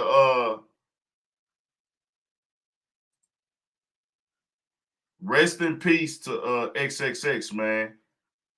Had a newborn baby. Man. Right. The verdicts appear to be in proper form. I will publish. This is what it looked like, y'all. In the Circuit Court of the 17th Judicial Circuit in Fort Broward County, Florida, the state of Florida versus Dietrich Williams, verdict count 1. We, the jury, find as follows: as to the defendant, Dietrich Williams, in this case, the defendant is guilty of murder in the first degree as charged in the indictment. Count 2. We, the jury, find as follows: as to the defendant, Dietrich Williams, in this case, the defendant is guilty of armed robbery as charged in the indictment. That's them telling you your life, man. It's over, bro. This how this shit really go, dog. These niggas ain't 25 years old. Follows as to the defendant, Michael Boatwright, in this case, the defendant is guilty of murder in the first degree as charged in the indictment. During the course of the crime committed, did the defendant, Michael Boatwright, actually possess a firearm? Yes. During the course of the crime committed, did the defendant, Michael Boatwright, actually discharge a firearm? Yes. During the course of the crime committed, did... Building your online business? Hey, man, that shit get real in them courtrooms, bro. That's the reality of this shit, man. Inflicted death to Jose Troy as a result of discharging a firearm in his possession? Yes. Count 2. We, the jury, find as follows: as to the defendant, Michael Boatwright, in this case, the defendant is guilty of armed robbery as charged in the indictment. During the course of the crime committed, did the defendant, Michael Boatwright, actually possess a firearm? Yes. During the course of the crime committed, did the defendant, Michael Boatwright, actually discharge a firearm? Yes. During the course of the crime committed, did the defendant, Michael Boatwright, actually inflict death to Jose Troy as a result of discharging a firearm in his possession? Yes. Verdict, count 1. We, the jury, find as follows: as to the defendant, Trayvon Newsom, in this case, the defendant is guilty of murder in the first degree as charged in the indictment. During the course of the crime committed, did the defendant, Trayvon Newsom, actually possess a firearm? Yes. Count 2. We, the jury, find as follows: as to the defendant, Trayvon Newsom, in this case, the defendant is guilty of armed robbery as charged in the indictment. During the course of the crime committed, did the defendant, Trayvon Newsom, actually possess a firearm? Yes. So say we all, this 20th day of March, 2023, at Fort Lauderdale, Broward County, Florida. Signed. The old man that went on the lick with him told on him, bro.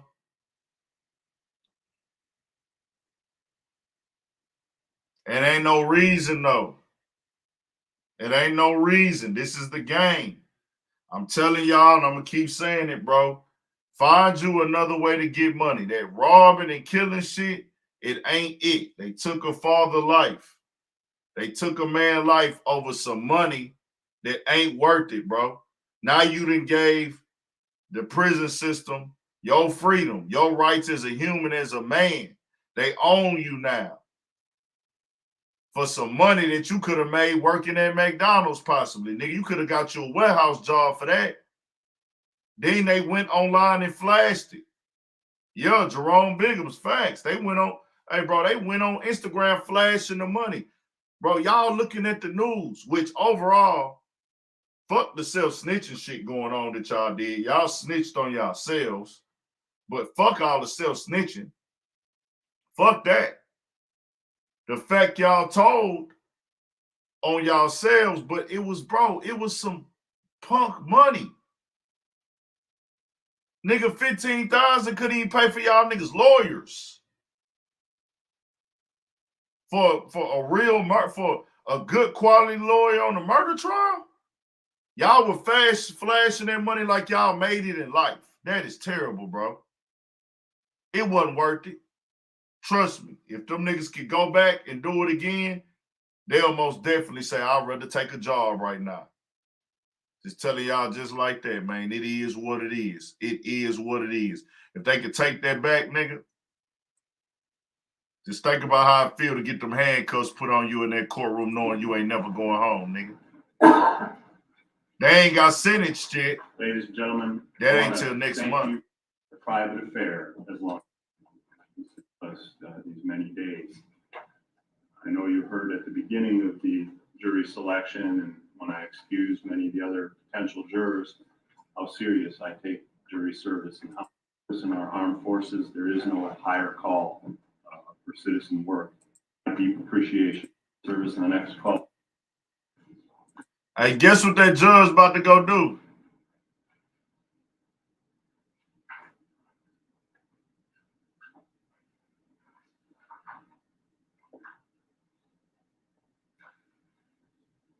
That judge about to go eat and live a normal day, nigga.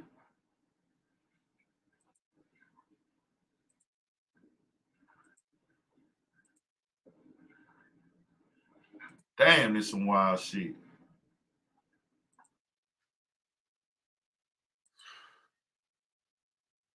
Even if you gonna rob a nigga, man, don't kill a nigga, bro. I suggest you don't rob because then you adrenaline get to rushing. Your adrenaline get to rushing, nigga, and that's how you end up killing people, man. That's why I say, nigga, don't even try to rob nothing at all. Oh, what else we got going on, y'all?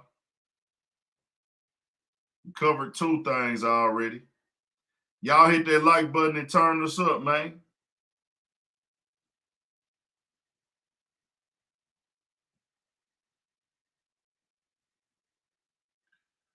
Hit that like button and turn us up. It was something else that went on around this motherfucker that I forgot about, man.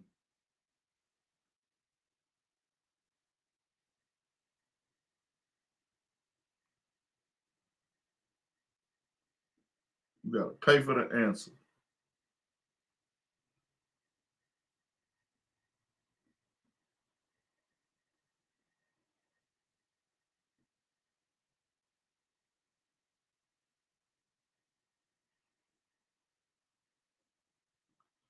What else we had going on, y'all? Yeah, they mama, bro. Your mama ain't bring you in the world to be a part of that system, my nigga. Keep that shit all the way 1,000. Donald Trump. Let's look at the Donald Trump, man. Let's go to Donald Trump real quick. Let's go to this Donald Trump shit. Donald motherfucking Trump.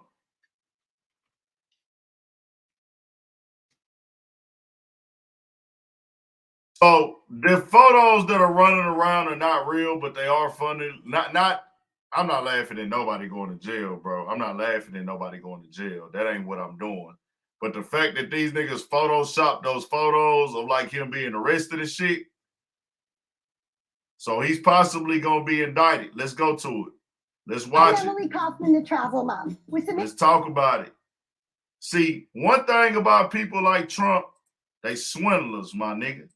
These white people, these corporations, they gonna swindle the game and fuck over the game. They be having blueprints and structure and information to get away with shit. We just recently saw the guys that run the company under Donald Trump name, they all got indicted. How do white people, not all, but some and a lot of corporations wiggle the game to where, nigga, we get indicted, but they don't? I mean, the company get indicted, but I don't. It's based in, your experience. Well, this is certainly not their first rodeo in something that could be a pretty massive security issue. So what happens is, the basic planning is going to go down with what we refer to as the alphabet soup. So you have Secret Service, FBI, NYPD, of course, you're going to have the court officers that are going to play a vital role in this too. And they started bringing in barriers last night. I wouldn't be a bit surprised if we start seeing some dump trucks, some garbage trucks in and around the area where they might block off some traffic. Just in case this happens, listen, they need to be prepared for the worst, because if it doesn't happen, at least they can say that, their preparation maybe deterred them from doing it. So At this point, I mean, it's too early to tell because we really don't even know if that indictment is going to happen. We just know that Trump did say on Truth Social that he was expecting, based on some inside information, to be arrested today. But in a situation like this, are there normally protests that break out in areas like New York City? Well, there might be, right? So it's like I said, they'd be negligent not to be prepared for anything that would happen. The issue that comes down to is you have to take in consideration, person's lives and property and the subway system and people getting to work. And these are all kinds of things that keep police executives up at night, right? So there's a lot of planning that is happening probably right now as we speak. Yes, we don't know, first of all, if there is. What all are they charging this nigga Trump with, bro? That's what I'm really looking for. Hold on, y'all. Let's look for this shit real quick, man. We want to see what the hell going on with Donald Trump. Let's give us a short version. On the eve of what Donald Trump says will be his indictment over allegedly paying hush money to adult film star Stormy Daniels, there are growing concerns about the possibility of violence from the former president's supporters. And Mr. Trump himself is said to be quite anxious about the prospect of being arrested, should that come to pass. Stephen Fabian reports. Oh, that nigga getting indicted. So she a porn star? High alert today, bracing for Donald Trump. You out here fucking porn stars, nigga? You a sick boy, man. That nigga Donald Trump nasty as hell. A potential repeat of the January 6th riot on the streets of Manhattan. Nah, I think they learned their lesson. Precautions were sparked by a flurry of angry posts from Donald Trump, riling up his supporters. He claims he'll be arrested Tuesday in connection with the $130,000 in hush money he allegedly paid porn star Stormy Daniels in 2016. $130,000, Donald Trump, nigga. You paid $130,000 for some pussy, boy. Ooh, that's going outside, nigga. Was you fucking her for free first? Or was this after?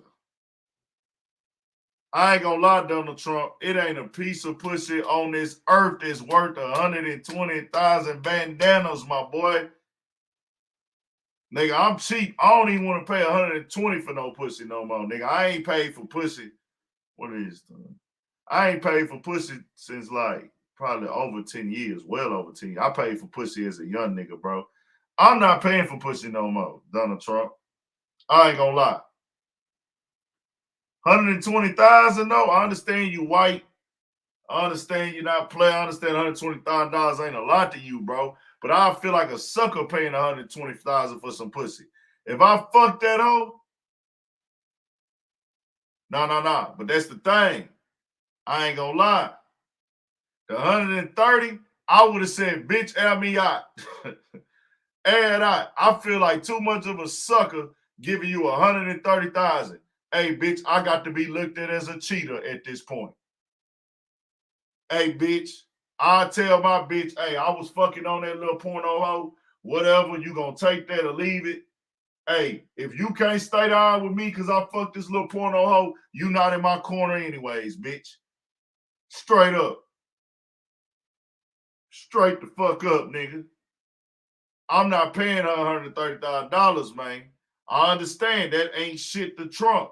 But just knowing the fact I fucked you, you got it. I don't know, though.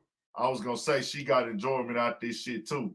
Bitch, you bitches is getting enjoyment out of getting fucked on. I refuse to help you win and get give you 130,000 and I showed you a good time, ho. Hell no. Bitch, you go to Miami right now and fuck on one of these hoes for about $300, nigga. I almost bought some at that Miami strip club out there in and I think it's Coral Gables. Out there in Coral Gables, they got a strip club. Boy, they had so many goddamn Dominicans and all that shit up in there, nigga. They got a Bissonnette movie coming? Goddamn. I'm just saying, bro. The nigga gave the bitch 130,000 and it still came out.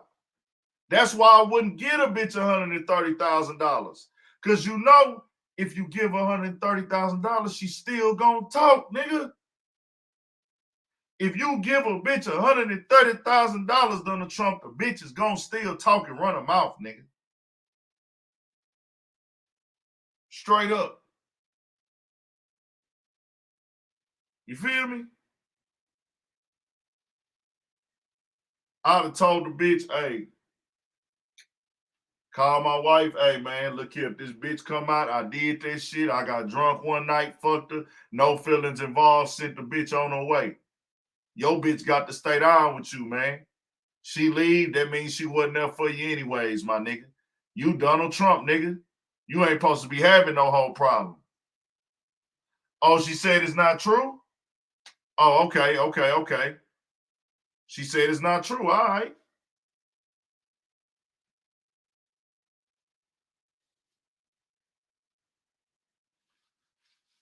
Oh, man, see, let me look at some more of this shit so I get the full context, man.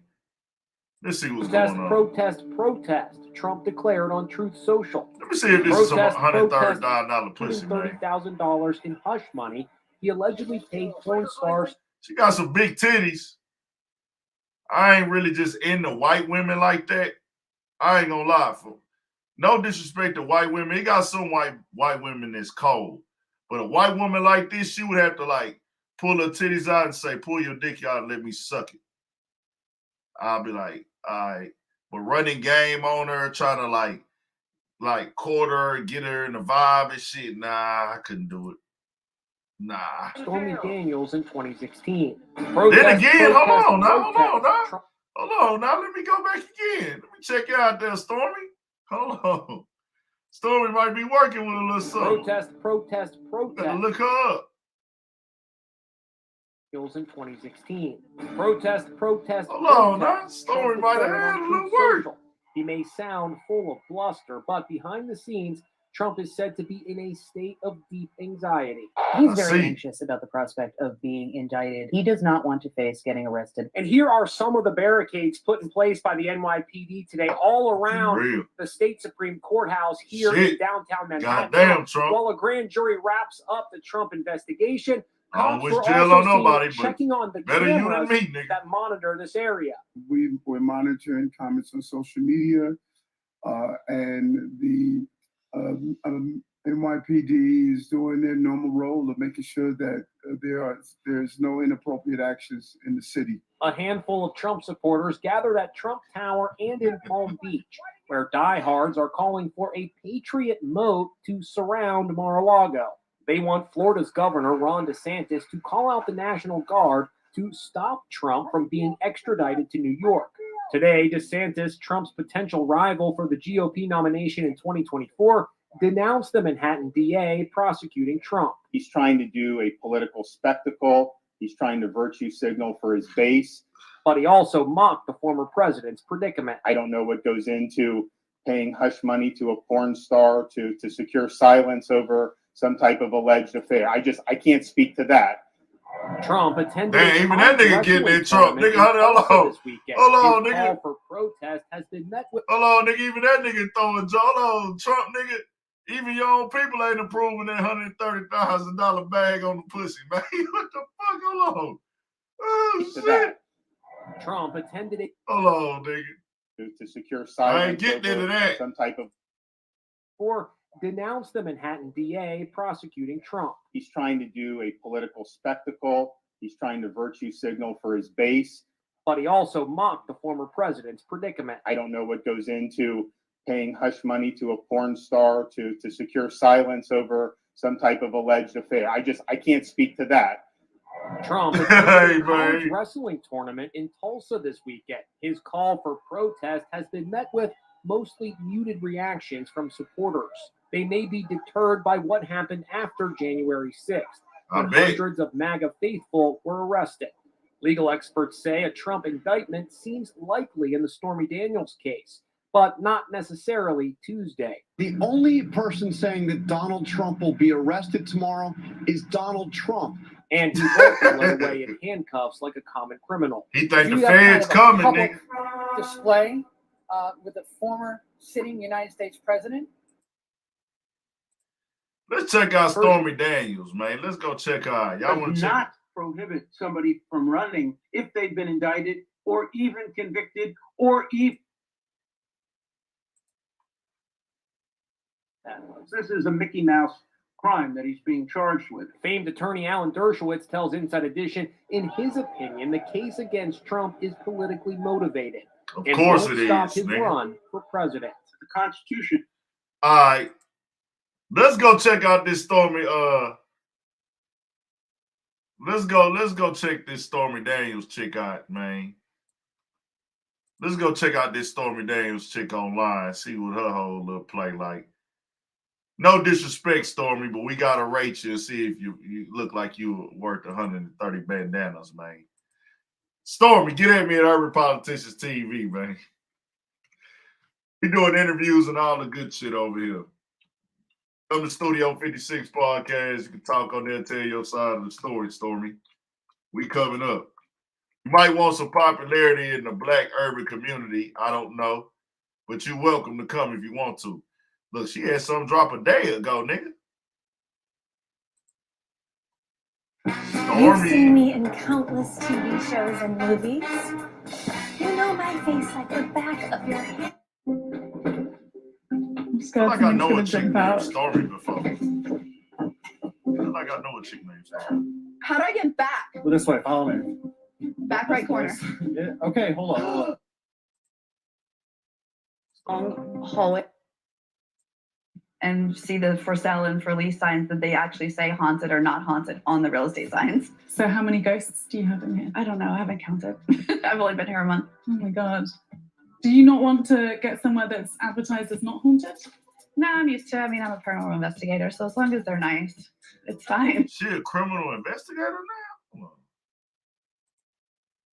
Love to dance. My body doesn't agree with it as much anymore. I got a little hail damage, but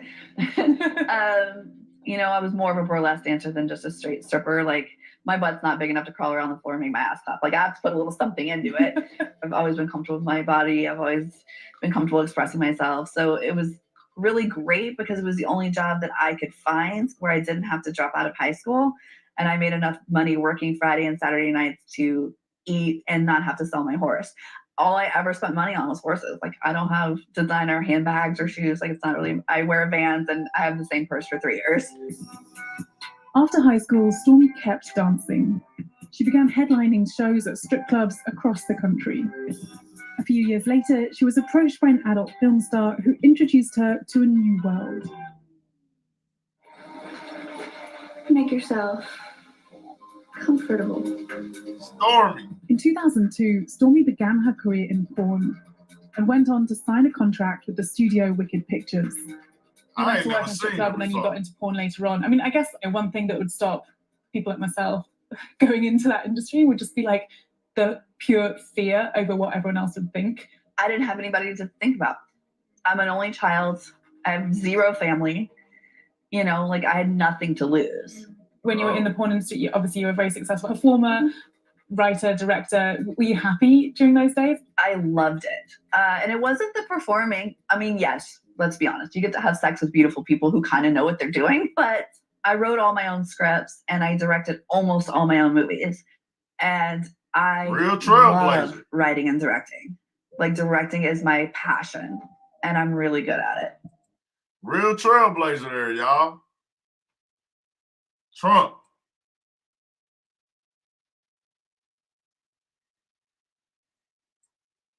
Tony M, is this true? Tony M, is she still doing cameos at the clubs, nigga? Hell no, she talking about she a criminal investigator, nigga. Ain't no way in hell, nigga, she still doing that shit, man. Let's get it, though. We'll stay updated on that. They bomb threat or something happened today with Donald Trump, so that didn't go down as planned. So that's that for today. Y'all get this video to 100 likes and I'll leave the live up.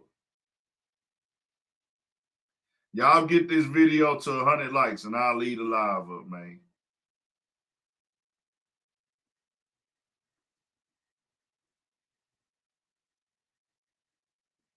Where we at right now? Hold on real quick.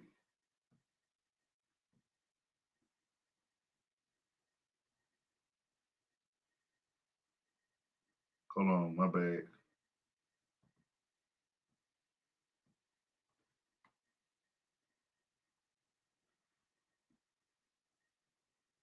Get it to 200. Get it to 200, and I'll leave the live up. Get it to 200. Get it to 200. If you ain't hit that like, get it to 200. I know it's some people in here who ain't hit the like button. Hit that. If you ain't hit the like button, let's get it to 200. I'll leave it up. 200 likes, I'll leave the live up for the replay game to catch, man. Y'all show some support to the replay game. Now let's go into this Troy Ave stuff. First and foremost, let's go up over there. Shout out to AGTV. He been handling everything outside the courtroom. He been, up to date on it. He out of New York, East Coast media, independent media doing this, the 1-2 thing for sure. I came across him back in the day interviewing at Hip Hop Cops talking about certain stuff and all that. So I was checking into that a little bit. But today is the final arguments. It's day 11. Day 11 closing arguments. First, let's go back to what Taxstone, what it came out.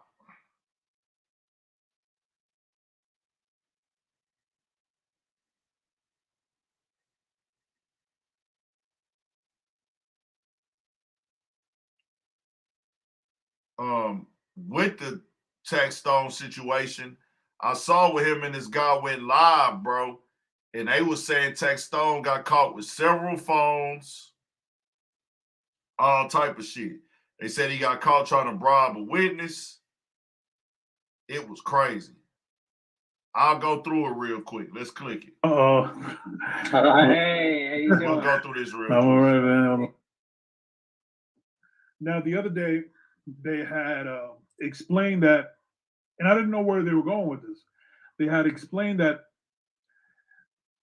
Tax was found with First and foremost, before we get started, my bad, man.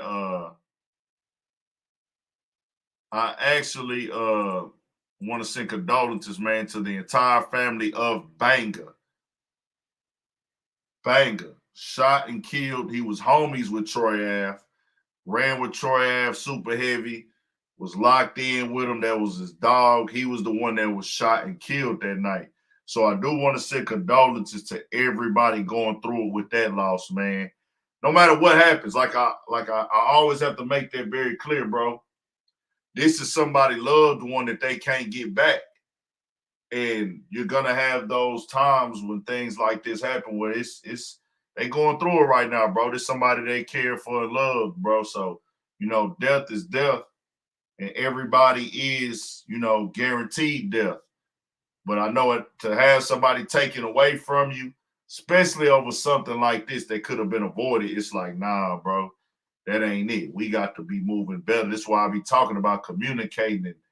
And of course, if somebody try you, I'm gonna tell you to defend yourself, bro. Play defense at all times. But man, any situation you could avoid, bro, fuck what niggas gotta say. Man, long as a nigga don't touch you, long as a nigga ain't violating you, bro, don't even worry about that shit, my nigga. Because now you look at this shit like, was this worth it? Ain't nobody in this situation looking at it like, hey, bro, I'm going to jail with a smile on my face for something that I think was worth it. That ain't it. Condolences to the family of Banger, his mother, brothers, parents, sister, other family members, cousins, uncles, aunties, everybody going through it with this loss. Condolences, man. But this is what got said with Troy Ave. The total, since he's been locked up, about 6 phones. And he got caught with 6 phones. I want to say 2022. I don't remember the exact month. They found him with 1 phone, and it was hidden like in the radiator of his cell. So they extracted information from that phone, and they extracted from Telegram. They extracted conversations from Telegram. Now, this conversation contained audio. It contained, obviously, text. And today we had seen what was that whole conversation. Let me see. I'm just going through my notes. My handwriting is a mess. It contained voice memos, This is crazy. You see how this Now shit it be going? sounded like, so basically there was. Do you want to take it from here as far as the gentleman? Yeah. Oscar? So basically, today was all about witnesses, right? It was Taxstone side presenting two witnesses, Oscar Navarez and Jitera Ibrahim, and the prosecution trying to discredit both of them by saying Tax's side reached out to them. In the case of Oscar, he's an aspiring rapper, so they essentially were trying to put out there that Tax said, you know, we'll get you money, we'll get you publicity, we'll get you a record deal. And they tried to paint Oscar as someone who said, oh, I'll say whatever you need me to say, Taxstone, as long as I can get PR to, you know, advance my rap career. And so that's the picture the state was trying to paint. Dang. And with Jitera, it was a little more ambiguous, but they were basically saying, they were painting her as like, they were painting Taxstone as someone who already knew how to get in touch with them, right? In particular via Snapchat, which we'll talk about a little bit later. Right. Can I stop you just for yeah, a sure. second? Because I know you weren't there yet. Let me see. I want to break down that he was also at the at Urban Plaza that night, and where all that thing went down, that whole horrible incident. And again, mentioned, I guess and again, somewhere in the conversation, Tax wanted to use him to take the stand for him in his defense, and to say that he didn't see a gun in my hand. Tell him that I want to tell him that he didn't see a gun in my hands. He saw some Douce. He saw a cup, and I was trying to pour up some Douce. So basically that, and then it was kind of not. I'm not sure if you would call this a bribe, but kind of incentivize him and say, oh, you know, hey, Brittany, take care of him. Mind you, Oscar and Tax, to my knowledge, what they represented, that they didn't really speak. They were speaking with this woman, Brittany, as a go-between. And Tax kept on saying, give him some incentive, check out his music, you know, encourage him, see what's up. Maybe I'll hook him up with some Barclay tickets. And Taxstone clearly said, listen, if you got to suck his dick, something to that effect. Get him some girls, give him some pussy out or something. It was kind of wild. And yeah, so that brings back to Oscar's testimony. So the jury heard all this before we met Oscar, right? We saw this message exchange where Taxstone is telling his employee, look, take care of this guy, make sure he says this story. Then right after the lunch break, we see Oscar and he tells exactly that story. I was in the room, I saw Tax walk over, he had his hands full, and then I turned away and some shooting started. He had his hands full with, you know, liquor and a cup. Oscar, of course, denied, you know, knowing Brittany, I think he said he talked to her, but he denied taking any favors. He denied that anyone had told him what to say. Right. He said he never received any money or sexual favors or any other kind of compensation in return for his story. He said, hey, this is what happened to me. No one paid me to do this. No one told me to say this. So that was kind of the story with his witnesses, right? The prosecution tried to sort of discredit him by putting out this message between the defendant and his employee talking about this guy. And then we saw this guy, and Taxstone's side, you know, Taxstone's lawyer, Kenneth Montgomery, questioned him. And this guy said, no, this is just what happened. No one gave me anything. No one gave me any money or tickets or sexual favors or anything like that. There was sort of a similar story, although less dramatic, with the second witness, Jitera Ibrahim, who was also in the room. And you can actually hear her on the TMZ video. You can hear her voice. She pointed that out very dramatically during the hearing, right? She said, you can hear me screaming, get out, get out. And there was this really vivid story of like her foot was stuck under the door. She couldn't escape when the shooting started. Really just awful, awful stuff. One side note, whenever she referred to Troy Ave, she just kept calling him the rapper guy over and over.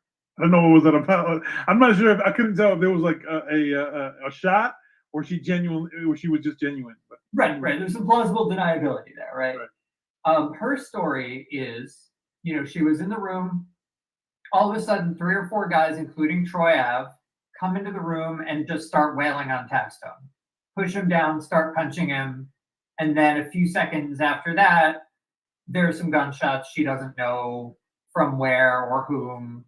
Eventually, she escapes, and she does see Troy Ave fire 1 shot, which lines up with what we know already, that he did fire, I think, the final shot of the half dozen gunshots.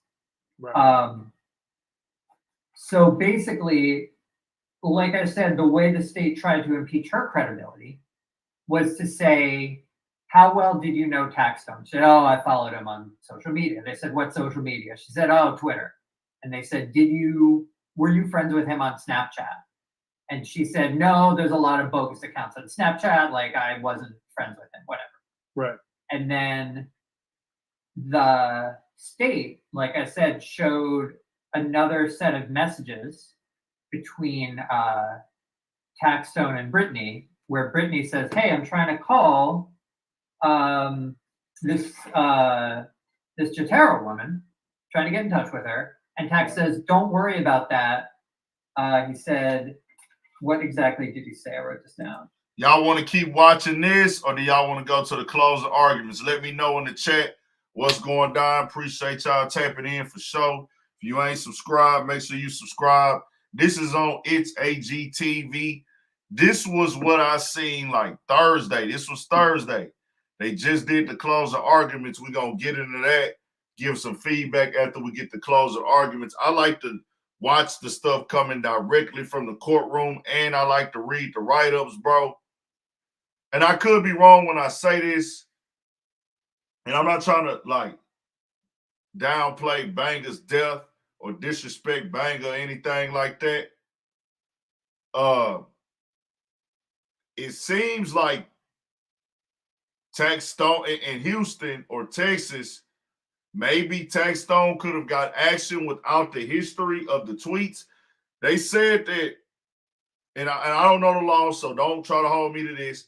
They said that Taxstone had over 400 tweets or around 400 tweets about Troy Ave. I remember he was in interviews saying things about Troy Ave and saying this and this and that. And, you know, that coming out in the courtroom is going to make you look crazy, especially when you're a convicted felon.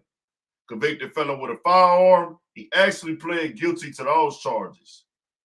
The only thing I'm confused on here is Taxstone, were you attacked and this could be self-defense? Or is what they're claiming right here is him covering it up or attempting to cover it up? Because that's what they're saying right now. He was attempting to cover this stuff up. He tried to bribe this guy, supposedly. Then he had this girl working with him. Then he got caught with all these phones in there. And they supposedly was able to get what was said on these phones in a way of like, hey, bro, you're basically trying to cover things up in this case, and you're not credible here. Troy Ave actually took the stand and said this and this and that. I don't know. Troy Ave took the stand, told his side of the story. What did I say? Banger was the aggressor, RIP. Okay. Now, that's why I say, I guess there is no self-defense law in New York, Heartbreak Kid. Maybe you know and I don't. Maybe you know something I don't know. I don't want to be incorrect. Anybody from New York who could come up and tell me how that works out there, because I did read that Banger took off on him after being instructed by Troy Ave, supposedly. Or no. I could be saying that wrong. I don't want to be wrong at all here, bro, because it's a life on this. I thought that Troy Ave said that he took off first, but he told Banger to do it, but it seems as he actually was the first one to swing, and Troy Ave and Taxstone had his gun on him, So he pulled out and began shooting. This right here got to stop. Because I'd rather have Banger here. Y'all niggas get past this point. We don't need this in the game, bro. We don't need brothers losing their lives. And ain't nothing going to bring that brother back. Let's go, though. And what y'all want to do in the chat? Y'all let me know. Y'all want to keep watching this? Or do y'all want to move on to the close of arguments? Let me know right now. Let's get it. We need that participation, man. Y'all got to turn us up in the chat. When y'all get dry, the chat get dry, man. And the show get boring. Let's turn the show up. We need full participation to keep the show turned up. Keep the show turned up, man. And we only got 160 on the likes, man. Y'all get this motherfucker to 200. We ain't asking for no paper. We ain't asking for no donations. We asking for some free shit, nigga. All right, we're going to go to the close of arguments then. Shout out to Black Sheep 9. We need to get them likes up to 200. I know. If you ain't in here and you ain't hit that like button, let me tell y'all something. That's just free support. I am going to do where y'all can become members on the channel, though. I am going to do that. That's going to be by choice, not by force. But y'all got to hit that like button, my nigga, because that's free. And that's supposed to turn the video up some to spread the channel. So spread the channel. More growth. I'm in this bitch to grow. That's no secret. I got to get something in return off this shit. I got to get something in return off this grind. So y'all turn it up. Let's go to the closing arguments. Sean, continue. No, that's great. And then one other final thing that happened today, just at the very, very end, the DA is changing around the charges a little bit, what Taxstone is charged with. Oh, we do need to hit this before you continue. Do you know, did you find out what it exactly, so you could just inform the people, originally what was he charged with and versus now what did it add on? Sure. There's two aspects to this. So it's not like they're taking any charges away. They're just adding more. They did add new charges on. So he's already charged with murder 2, murder in the 2nd degree. And he only meant. I thought I clicked the closing arguments. I must have clicked the wrong.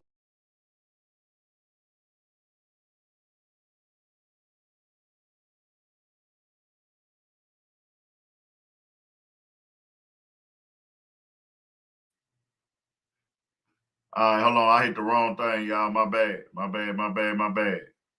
My bad. My bad. My bad. Share screen. My bad.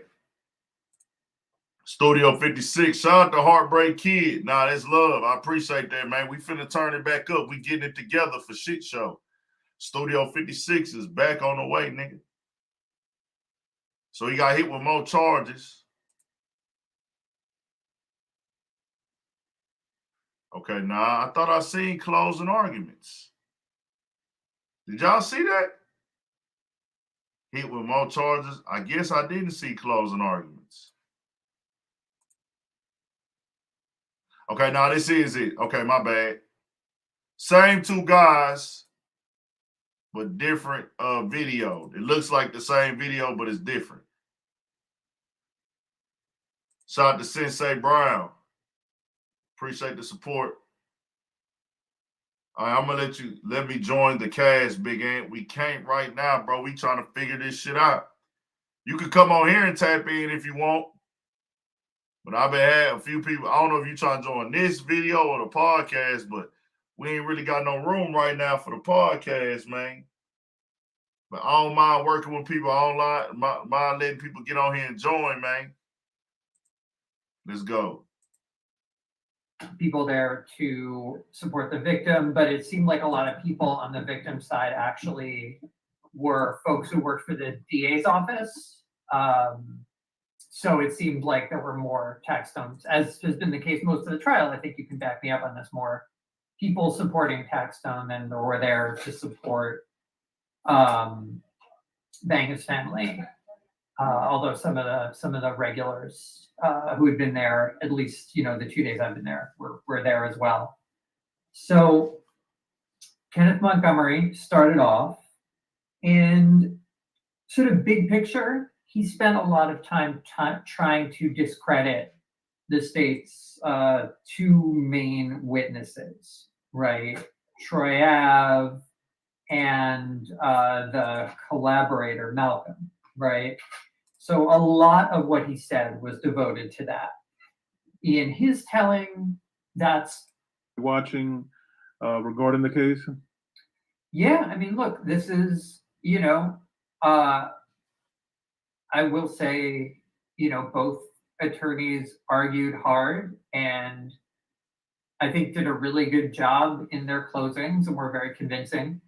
You know, full disclosure, I know Kenneth Montgomery at least a little bit. I'm not in any, you know, I wouldn't say we are friends, but I've interviewed him numerous times for different projects. I have a great amount of respect for his integrity and his career and his intellect.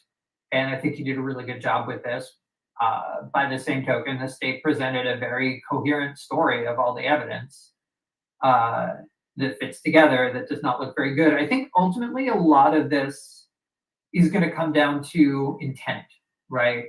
And that's a very tricky thing. It's very hard to define, right? And you're talking about someone's intent at the moment that they allegedly do something very dramatic. And I wonder if having these multiple options of was it this, was it that, was it murder or manslaughter, was it first degree or second degree? I wonder how that will assault first degree or second degree. I wonder how that will affect the jury, right? How they will, you know, how they will deal with having one greater and one lesser option, right? It's impossible to say, but I think that's a very notable thing that they go in with these choices. Wow. So they added some new charges onto this situation. And talk about the missing Detroit rappers. Yeah, let's talk about that.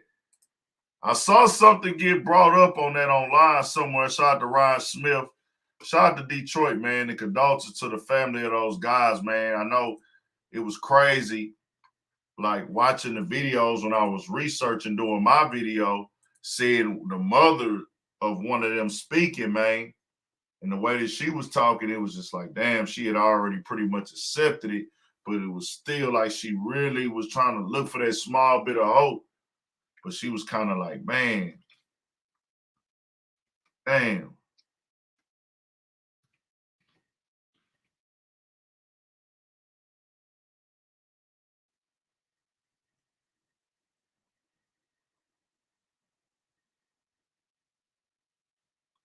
What was the latest update of that situation? Anybody know on the news?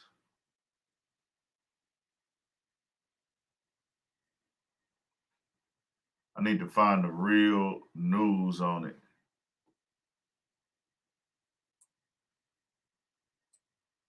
And they actually was like from the outside of Detroit.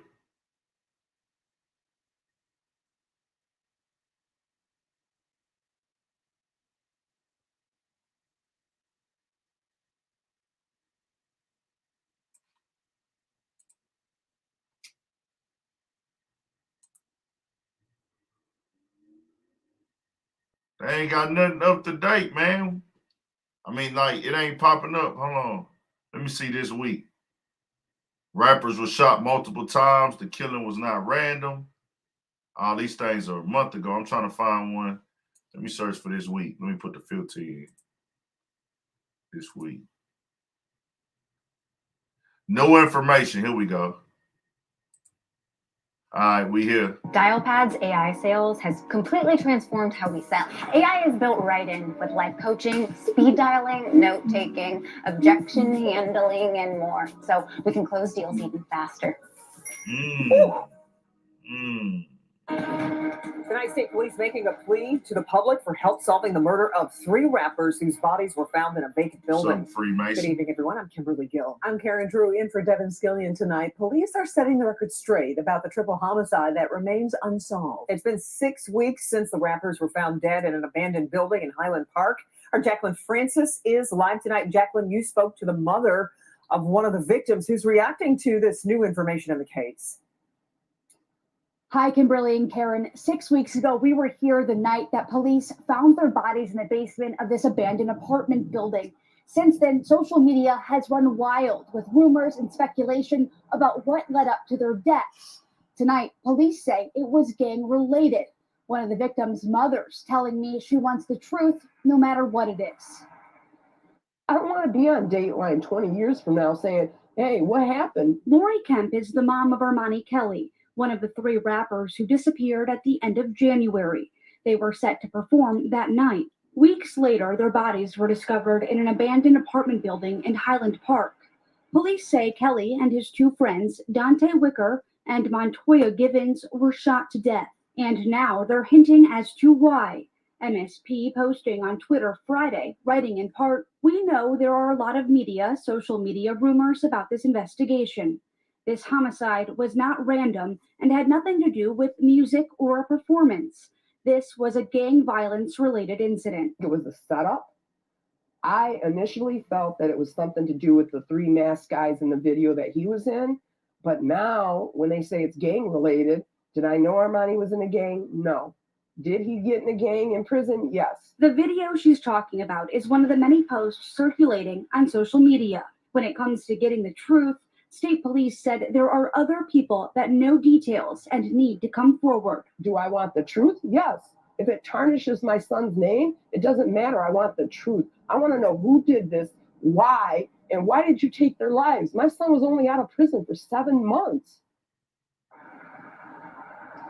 Back here live on this scene, Armani Kelly's mom is also pushing for this building where their bodies were found to be demolished. The building is abandoned. Police have said that it's been home to rats and squatters. Police also say that it was upstairs where the 3 men were shot and killed before their bodies were dumped in the basement.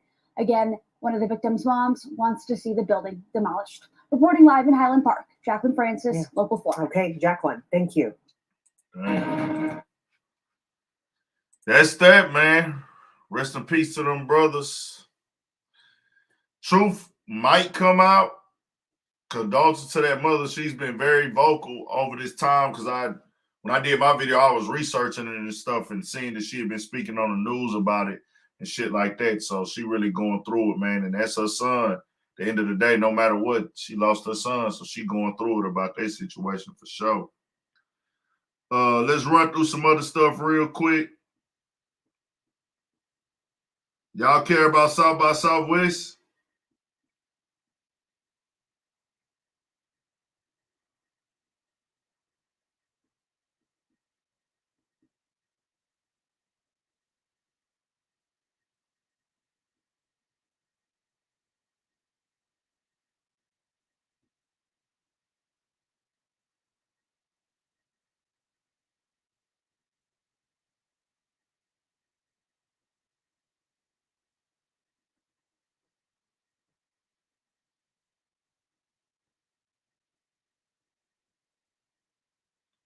Was out there in Austin, man. It went down.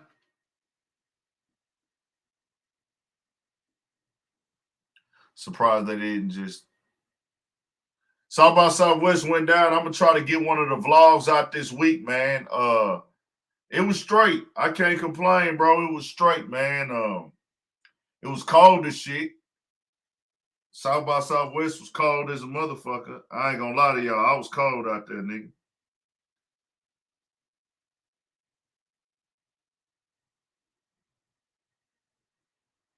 It was cold as shit out there.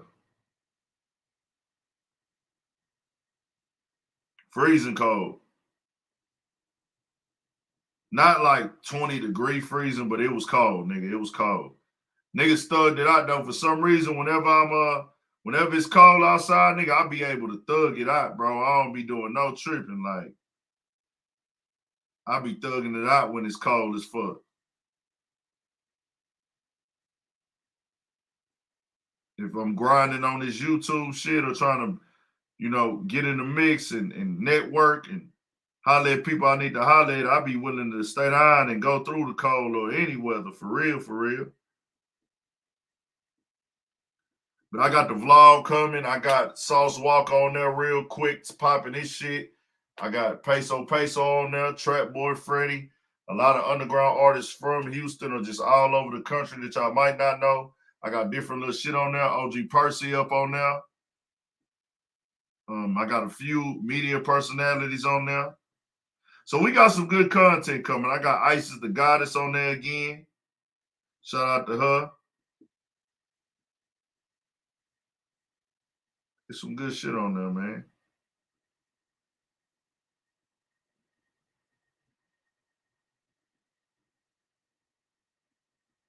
I'm trying to figure out, is there anything else we need to touch on, man?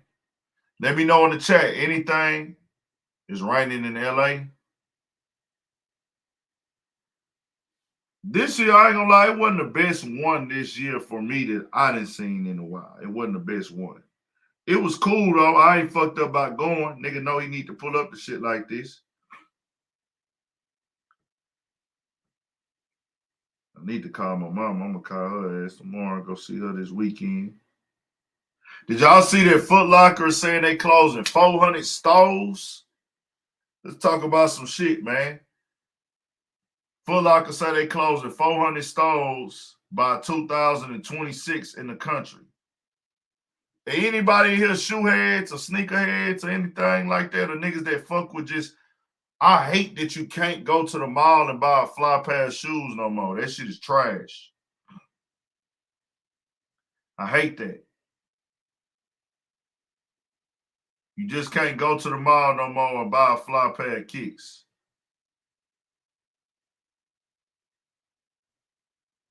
That shit is weak.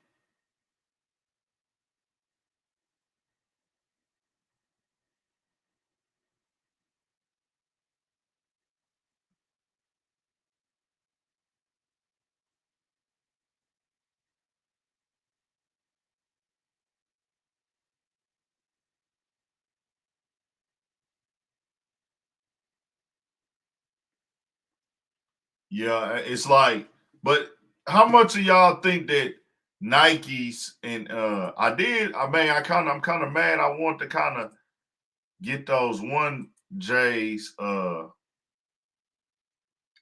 them Jordan Nike SBs, but them niggas was want $500 for them bitches.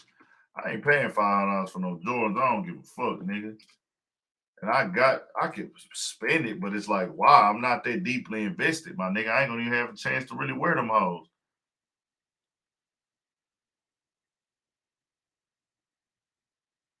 All these sneaker dudes. See, if I get some shoes, I'm really trying to wear them hoes. Did y'all see these?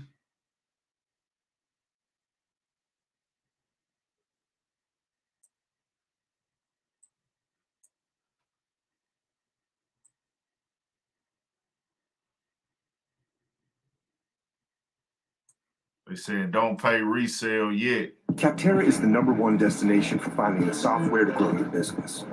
See, Nike know what they be doing. They control the market, bro. They gonna release all these shoe companies and brands work together. They not gonna put all the hot shoes in the stores, bro, because they want to control the market. And it's like, nigga, if we put all the shoes in the stores, it's gonna end the allure. So by keeping our, we ain't able to keep these stores open no more. But a lot of people are shopping online now and buying shit from resellers. But y'all can really, they can take the market back.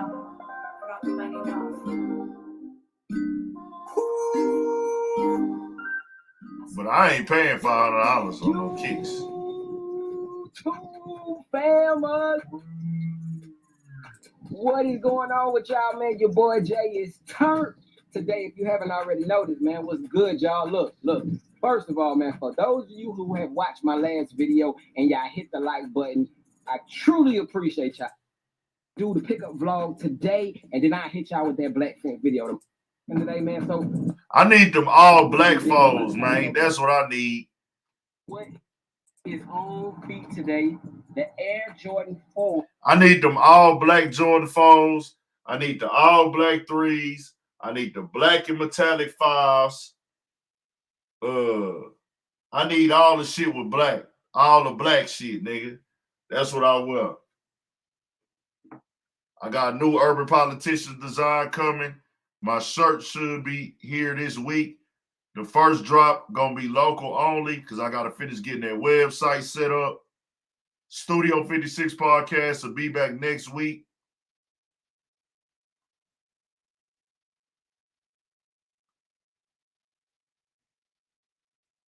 Did y'all hear what Steven Jackson said?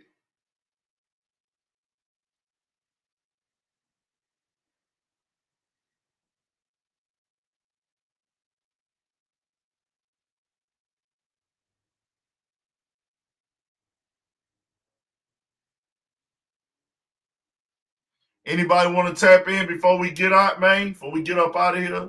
Shout out to everybody who's in South by Southwest grinding and working this weekend. Y'all heard that new Moneyman shit? We gonna listen to that on the way out. Fucking copyright, nigga. We gonna listen to it. We ain't tripping. They gonna send the money to Moneyman. We ride to that shit anyways, nigga.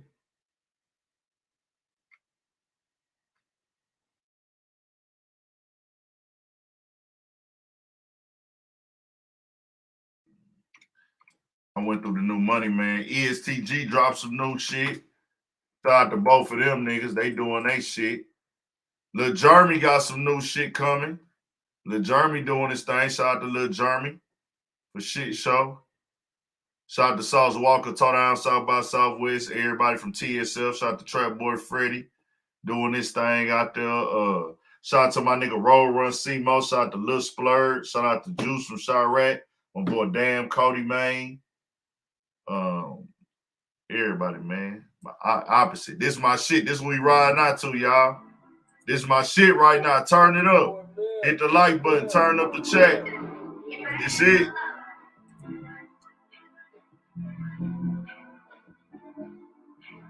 I ain't see that GCB great. We'll look at it real quick, though. Turn it up real quick. This bitch jam.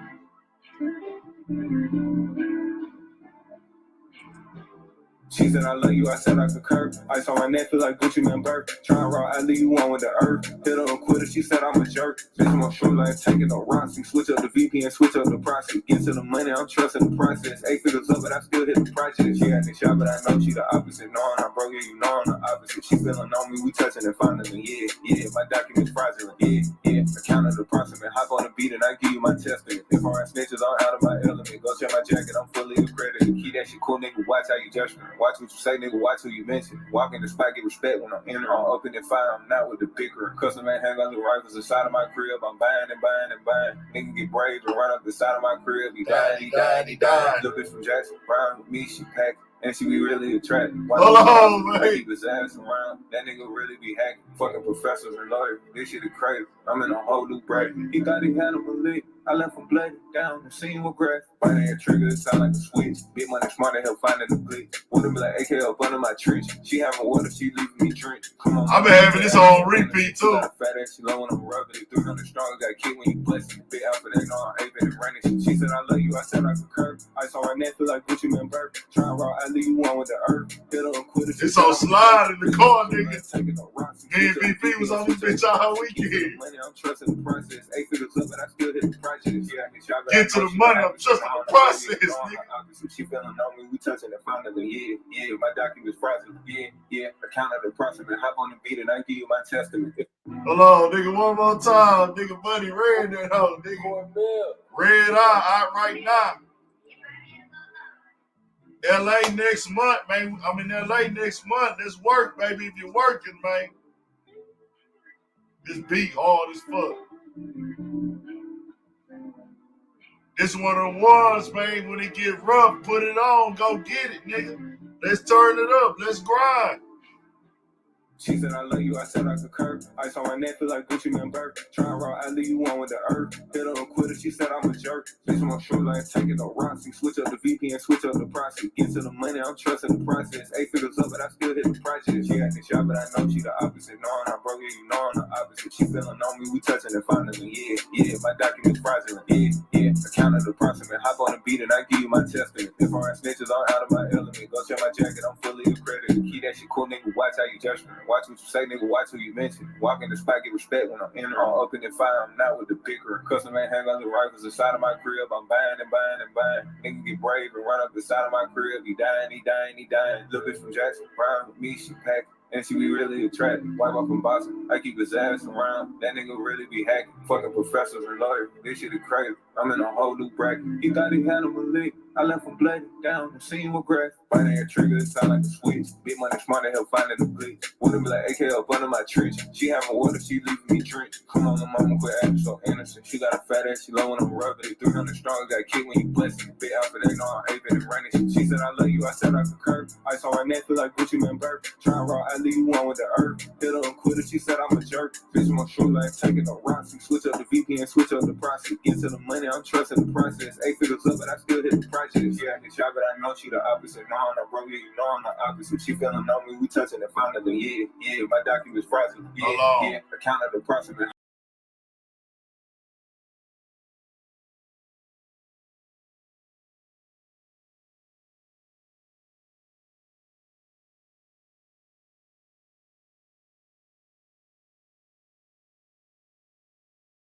My bad, I accidentally clicked out. I'm gonna run through that Miami story real quick for homie.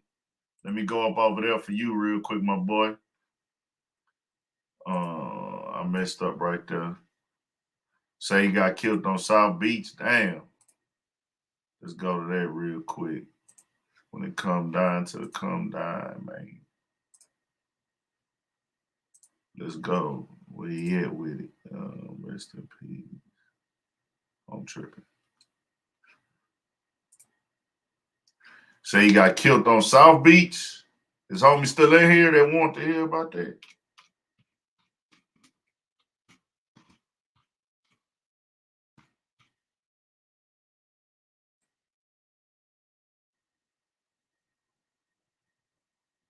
Yeah, I seen they curfew. Damn, man. I ain't never been to Miami for spring break. Is he not playing? Might not be playing. Might took this motherfucker on. Hold on.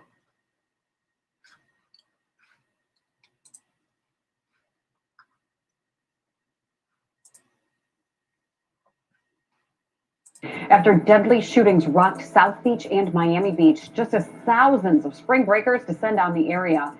The curfew was just lifted about half an hour ago. The first shooting on Friday night was when one person was killed as gunfire opened near crowded restaurants. The other happened yesterday morning on the famous Ocean Drive, killing one person. The city plans to hold a special commission meeting today to discuss restrictions moving forward. Damn. A curfew put into effect. I know I seen something with a curfew, but man, I was so busy this weekend away from my phone, I couldn't get shit in order, bro. I was all over the place, man. My phone was, by Athletic I couldn't get to it this weekend to stay up on everything. That lays the foundation for your health routine. The city of Miami Beach declared a state of emergency over the weekend after a deadly start to spring break. 2 fatal shootings and some out-of-control crowds also forced the city to impose overnight curfews. Gabrielle Arzola of our CBS Miami station has more, and we want to warn you, some of the images are disturbing. Chaos in South Beach this week. Damn. People ran for cover after gunfire erupted Friday night. Outside, restaurants packed with customers on busy Ocean Drive. One man died in the hospital and another was injured. I don't think I've ever ducked and hid from gunshots in my life. Earlier Sunday morning, a second deadly shooting just blocks away. Surveillance video captured the gunman opening fire on a man walking on the sidewalk. My city doesn't need it. We really don't need to be an all-night party town. Miami Beach Mayor Dan Gelber declared a state of emergency Sunday and instituted a curfew to, quote, control excessively large and unruly crowds. In addition to road closures, the curfew forces restaurants to close by midnight and ban the sale of alcohol off-site after 6 p.m. Residents and hotel guests may be asked to show ID. This is the third year in a row Miami Beach has taken emergency measures to control a surge in visitors, many traveling to Florida from other cities that were facing COVID lockdowns. Last year, 618 people were arrested during spring break. So despite the chaos over the weekend, city commissioners declined to vote or rather extend their state of emergency or their curfew. Instead, they said that liquor stores can no longer sell alcohol after 6 p.m. Damn. Gabrielle Arzola, thank you so much. That shit is crazy. God bless everybody that was shot, man. Anybody want to say anything before I get up out of here, man? We here, we rocking. I appreciate y'all support. I just dropped a new video today on the YSL. Remember, this live gonna stay up. Hold on, what we on the lights, man? Y'all probably ain't even get me to 200, man. Y'all probably did your boy dirty, but we straight, though. I'm gonna leave it up. 184. 16 more lights, man. Can y'all get it to 200 done before we tap out? Before we tap out, get it to 200, man. Fuck it. Get it to 200 if you ain't put a like in yet. Let's go. Let's go through some more of this money, man. Shout out 03 Greedo, too, man. I want to holler at dog this weekend. I ain't get to catch him, though, man. Y'all know I'm a 03 Greedo nigga, man. I jam the fuck out that boy, man. For shit show, 03 Greedo be sliding.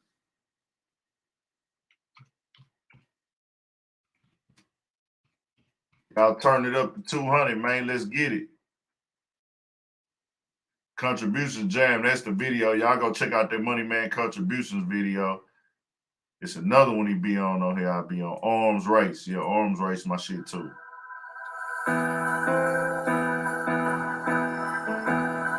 Get it to 200, nigga. Let's get it. Y'all can hear? I made the Glock and go berserk. It's painful cause these bullets hurt. Told my label double my advance cause I know what I'm worth. Niggas act like bitches, all they like to do is talk and chirp. Told my youngsters spend them niggas tonight. I hope 8 more, nigga. 8 more. Get it to 8 more lights. Get it to the 200. 7 more.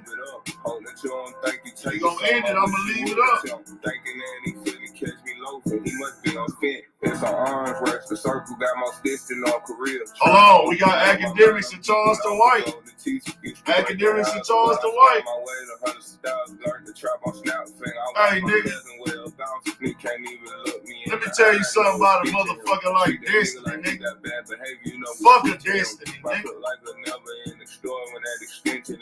Keep falling off, watch that no rats and get some discipline. Told my son, hey, no nigga try. Hold on, nigga. Hold on, nigga. Destiny, let me tell you something, little nigga. You coming in black people business, speaking on black people, we gonna stand up on that, nigga. We gonna check that shit, nigga.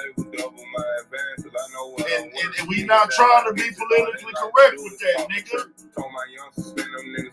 Straight up. Anybody want to get in line, we gonna check that. Fuck a Destiny. Fuck a Richard Spencer. Fuck them niggas and everything they stand for. They got a problem, nigga. Straight like that, nigga. Nigga, keep Joe Budden name out your mouth.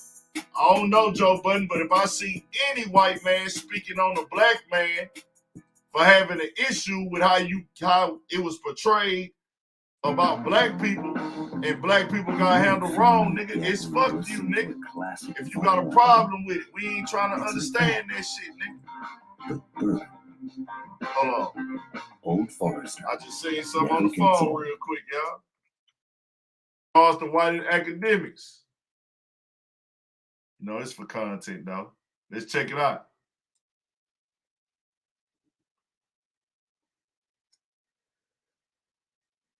Look at little baby, little post, new post. Okay. All right, we go. I'll address this real quick. You know, I always told you, bro, like, I like Charleston White in his comedy, so I'm not gonna go too crazy. And I've always told Charleston White, you know, me and him, we've texted a bunch, you know, we've been on the phone with each other.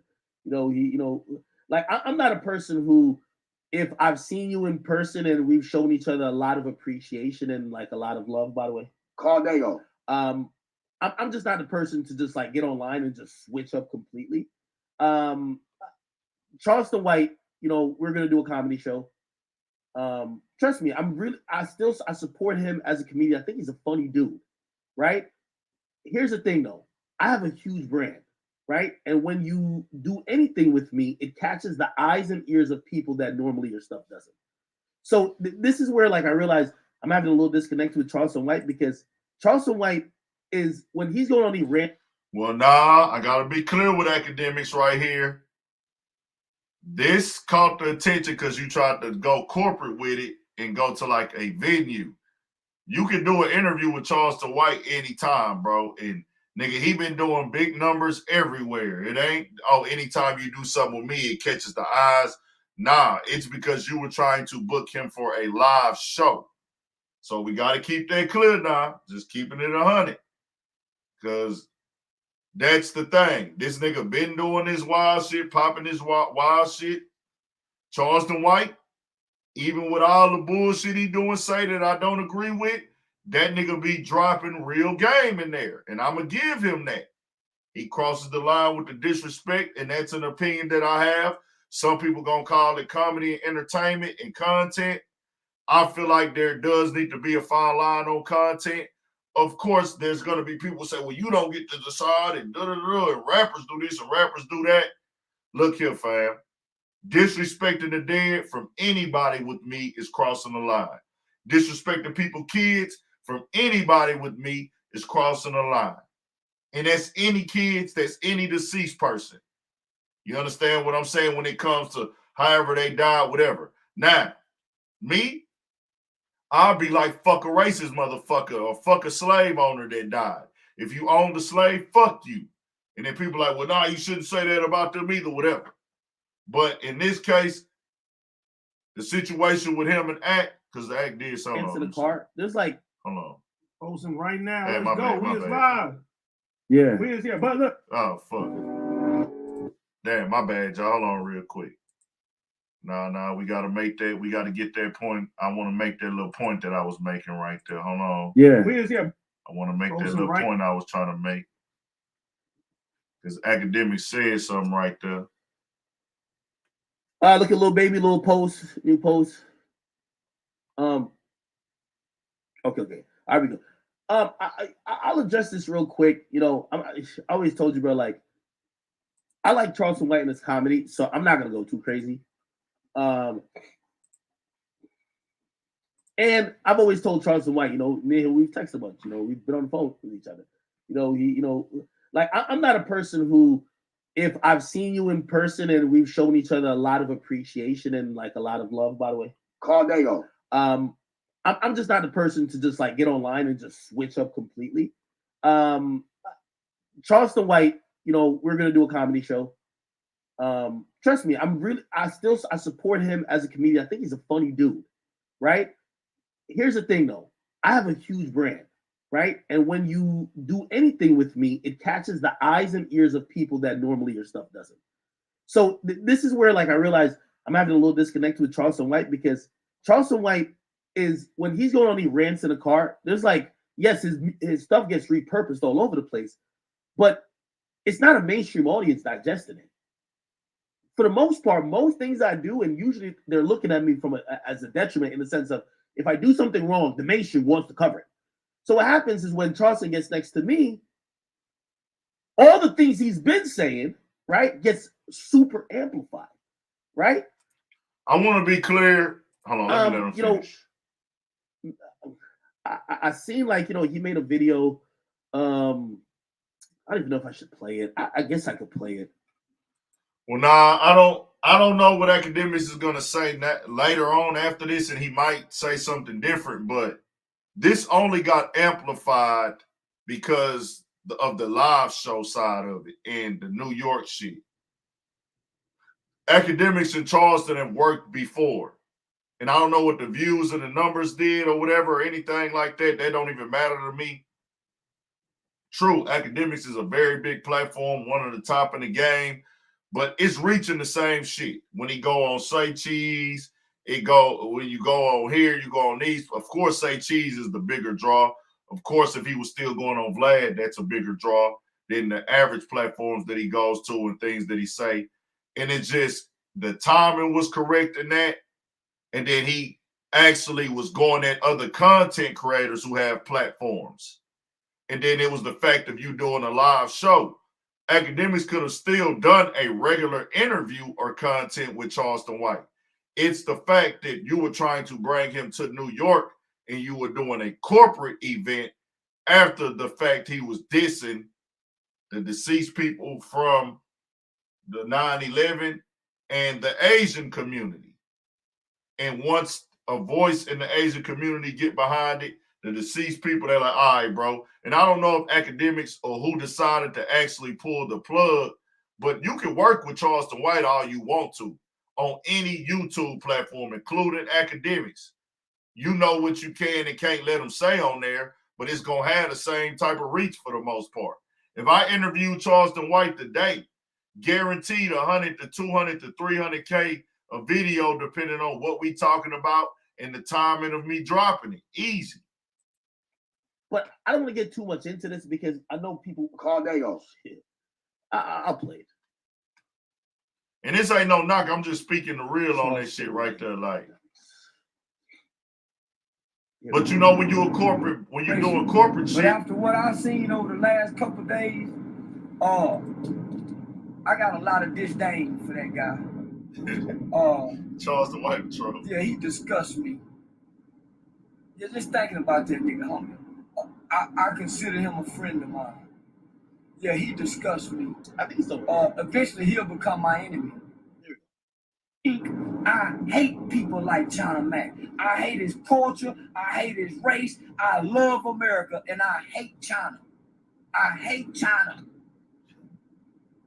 No. So, man, I done developed a real disdain for DJ Academics, and I was very fond of him. I was very fond of DJ Academics and still got a lot of admiration. But after what I've seen over the last couple of days, I got a lot of disdain for that guy. Yeah, he disgusts me. Yeah, just thinking about that nigga, homie. I consider him a friend of mine. Yeah, he disgusts me. Eventually he'll become my enemy out of my disdain. Yeah, I think he a coward, a yellow belly coward, and he don't represent blacks nor niggers. He a puppet for the Jewish entertainment industry that uses the degradation of rap lyrics and rap music and videos to destroy young black males, their progressiveness, their productiveness, and even the positiveness that can even flow through their minds. I think, yeah. Now, after what I seen the last couple of days with DJ Academic backpedaling, and he know I'm playing a character, he steady telling people, man, I get Charles all day. No, you can't get it if you backpedaling, nigga. So get. Well, okay. I don't want to keep cutting it off. If you're playing a character, right? And I know satire, because satire is usually sometimes it's a form of usually comedic humor, where you're using over exaggerations and you're using possibly characters and such forth to tell a story or to describe a situation. If you're saying you're playing a character, are you saying you don't feel this way? I'm not talking about the character. I'm talking about, what do you feel? Now, what happens is, here's the funny thing too, right? When people within your bubble understand you, right? Like, I might talk to y'all a certain way, y'all understand me. I don't need to explain the context to everything what I'm saying. When people take a clip, and we live in a clip culture, and you're saying you hate Asians, you're wishing death on an entire race of people, whether you're playing a character or not, it's important to know, do you feel that way? Now, here's where, like, as I said, I still think he's trying to be in character. I'm just trying to tell him when the character has to stop, right? Like, if you do value, let me go on. I'm going on his definition. If you believe you value a relationship with me, which I think we've all had very positive interactions, especially in the last couple of weeks, right? Privately,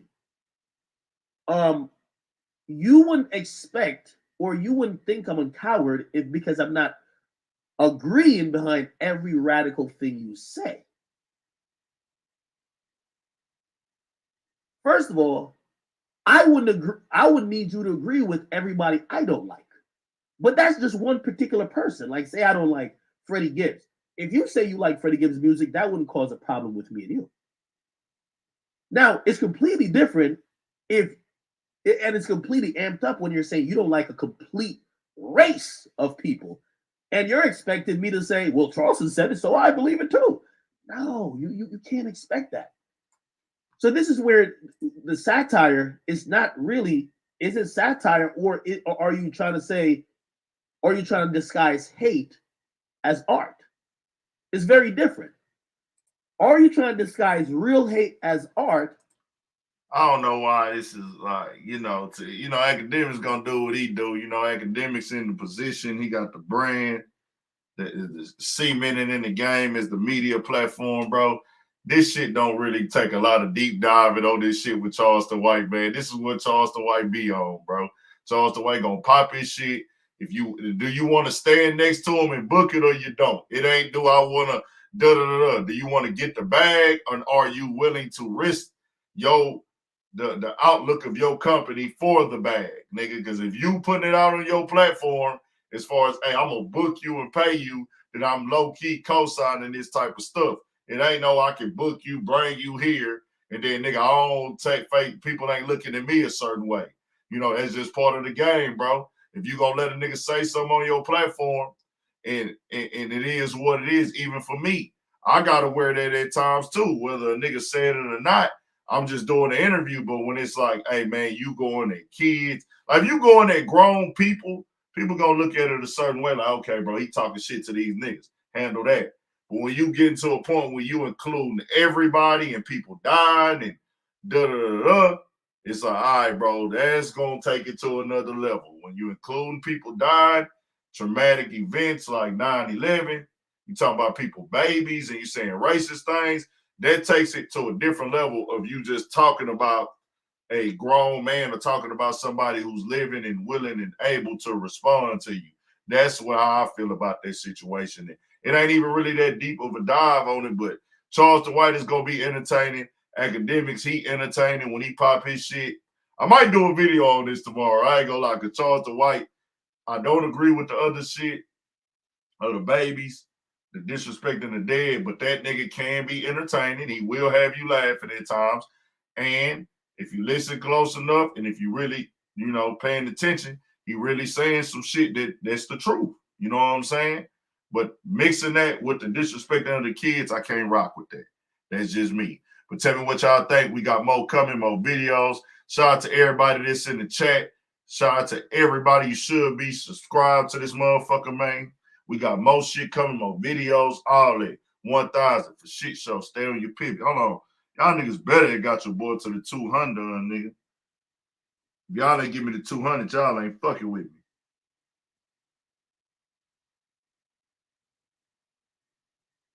Two more.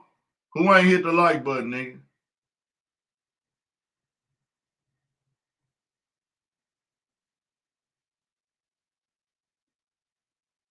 Give me the 200, nigga. Where we at with it? We ain't tripping on shit.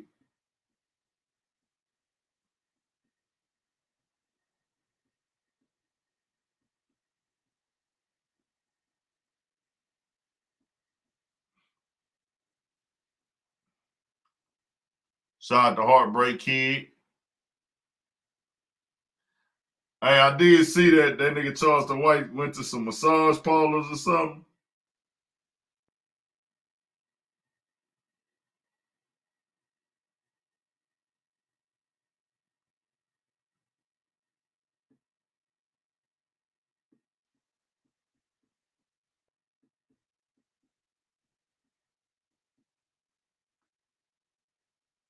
Hold on, y'all.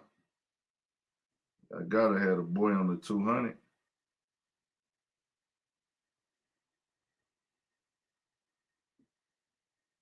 We in 205, 206. That's love.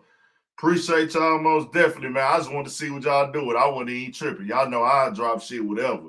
I don't give a fuck if I get views, likes, none of that. I just be want to see if y'all gonna participate with me, man. To turn the live up, I need y'all to participate more, man. That's how it turns it up when y'all participate. So I gotta get y'all, because I'm normally a nigga that come on here and just talk. I just be talking and running my mouth on this motherfucker. But to get it turned up more, to have it be more entertaining, I gotta get y'all more engaged. I want that to be like that when I go live. But I'm gonna leave this up. Shout out to everybody who gonna be able to catch it on replay. Everybody at work. Shout out to the replay gang. Y'all know what go down. When it come down to the come down, we here. Make sure you stay on your pivot. I got some new merch designs coming.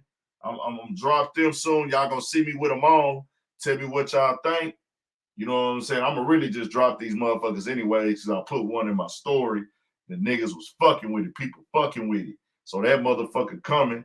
I'm gonna do a few colors on it. Probably black, navy blue, gray.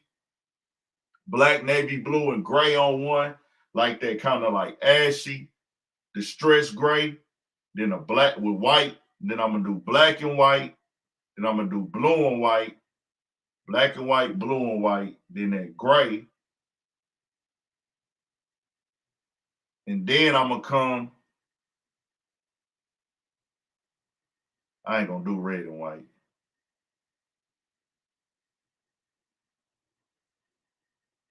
I don't know what other colors to do. Black and white, blue and white. I ain't gonna go red and white. Black, white, gray and white. Should I go white and black? I don't know. Do people really buy white shirts? How many of y'all in here buy white shirts? I don't think people in here really buy white shirts, do y'all? Y'all don't buy white shirts like that, because I know I don't. Nah, always DDC, blue and orange ain't gonna look good on this one. Not with this particular design, not blue and orange. This particular design, I think if I come like a blue and orange on this one, or green and white, maybe a dark green and white, but I don't think that's a real hot color for sure. I know people got their favorite colors, but to me, the way I view things is like certain designs don't go good with all colors. You feel me? Certain designs don't, but I'm gonna have some different designs that's gonna fit every color scheme. You know, we're gonna have certain shit. Red and white, I don't know. I kind of feel like a red and white design on this one might be a little cheesy. I think it's meant for those dark colors like that black and white, that gray and white, and that navy blue and white on this one. Just for these three. Then eventually, a black and gray will be dope, yeah. Black and gray will be dope. Black, gray, white will be dope, but a black and gray, black with the gray on the chest, it'll be dope. Let me look at it real quick. I ain't gonna show it to y'all yet. Y'all gonna see it, and then I'm gonna have it. But y'all gonna see it though. Y'all gonna see me with it on in the video. I gotta wear it in the video first.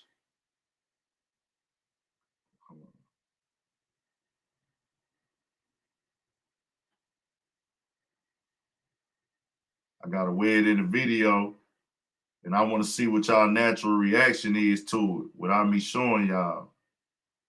I just want to see how niggas gonna act about it when I wear it. Whenever I wear it, if you see it in the video, if it's hard, you're gonna be naturally reacting to it. If it ain't hard, you're gonna be like, you ain't gonna say nothing. That's gonna let me know if it's that or not. If it's that, y'all gonna naturally be reacting to that motherfucker. If it ain't that, y'all ain't gonna be reacting to it. Y'all gonna be like, man, whatever, nigga. Y'all gonna watch that shit and just duh. If it's hard, y'all gonna be like, hey, I need that hoe, nigga. We gonna see. I got something for the females coming. I got something. I'm gonna figure it out. We get it together. I'm getting it in motion, man. It's coming.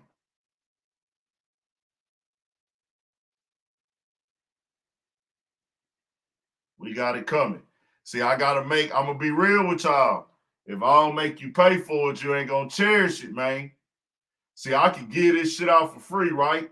But when you give people shit for free, guess what? They're gonna be at the car wash and your shit. They're gonna be hooping in your shit. And that brings the value down. I gotta keep it 1,000. I gotta charge. And I can't charge you no cheap price, because if I charge you $20, guess what you're gonna do? Throw my shit in the drawer and not hang it up. Nah, nigga, hang my shit up there with the best. I didn't put my own tags in them hoes, everything, nigga. I didn't put tags in my shit. Man, if I just give my shit away to you, gonna treat it like, man, whatever, nigga. It's like a nigga passing me a lighter. Nah, my nigga, you got the drop on this. This shit quality, my nigga. You know what I'm saying?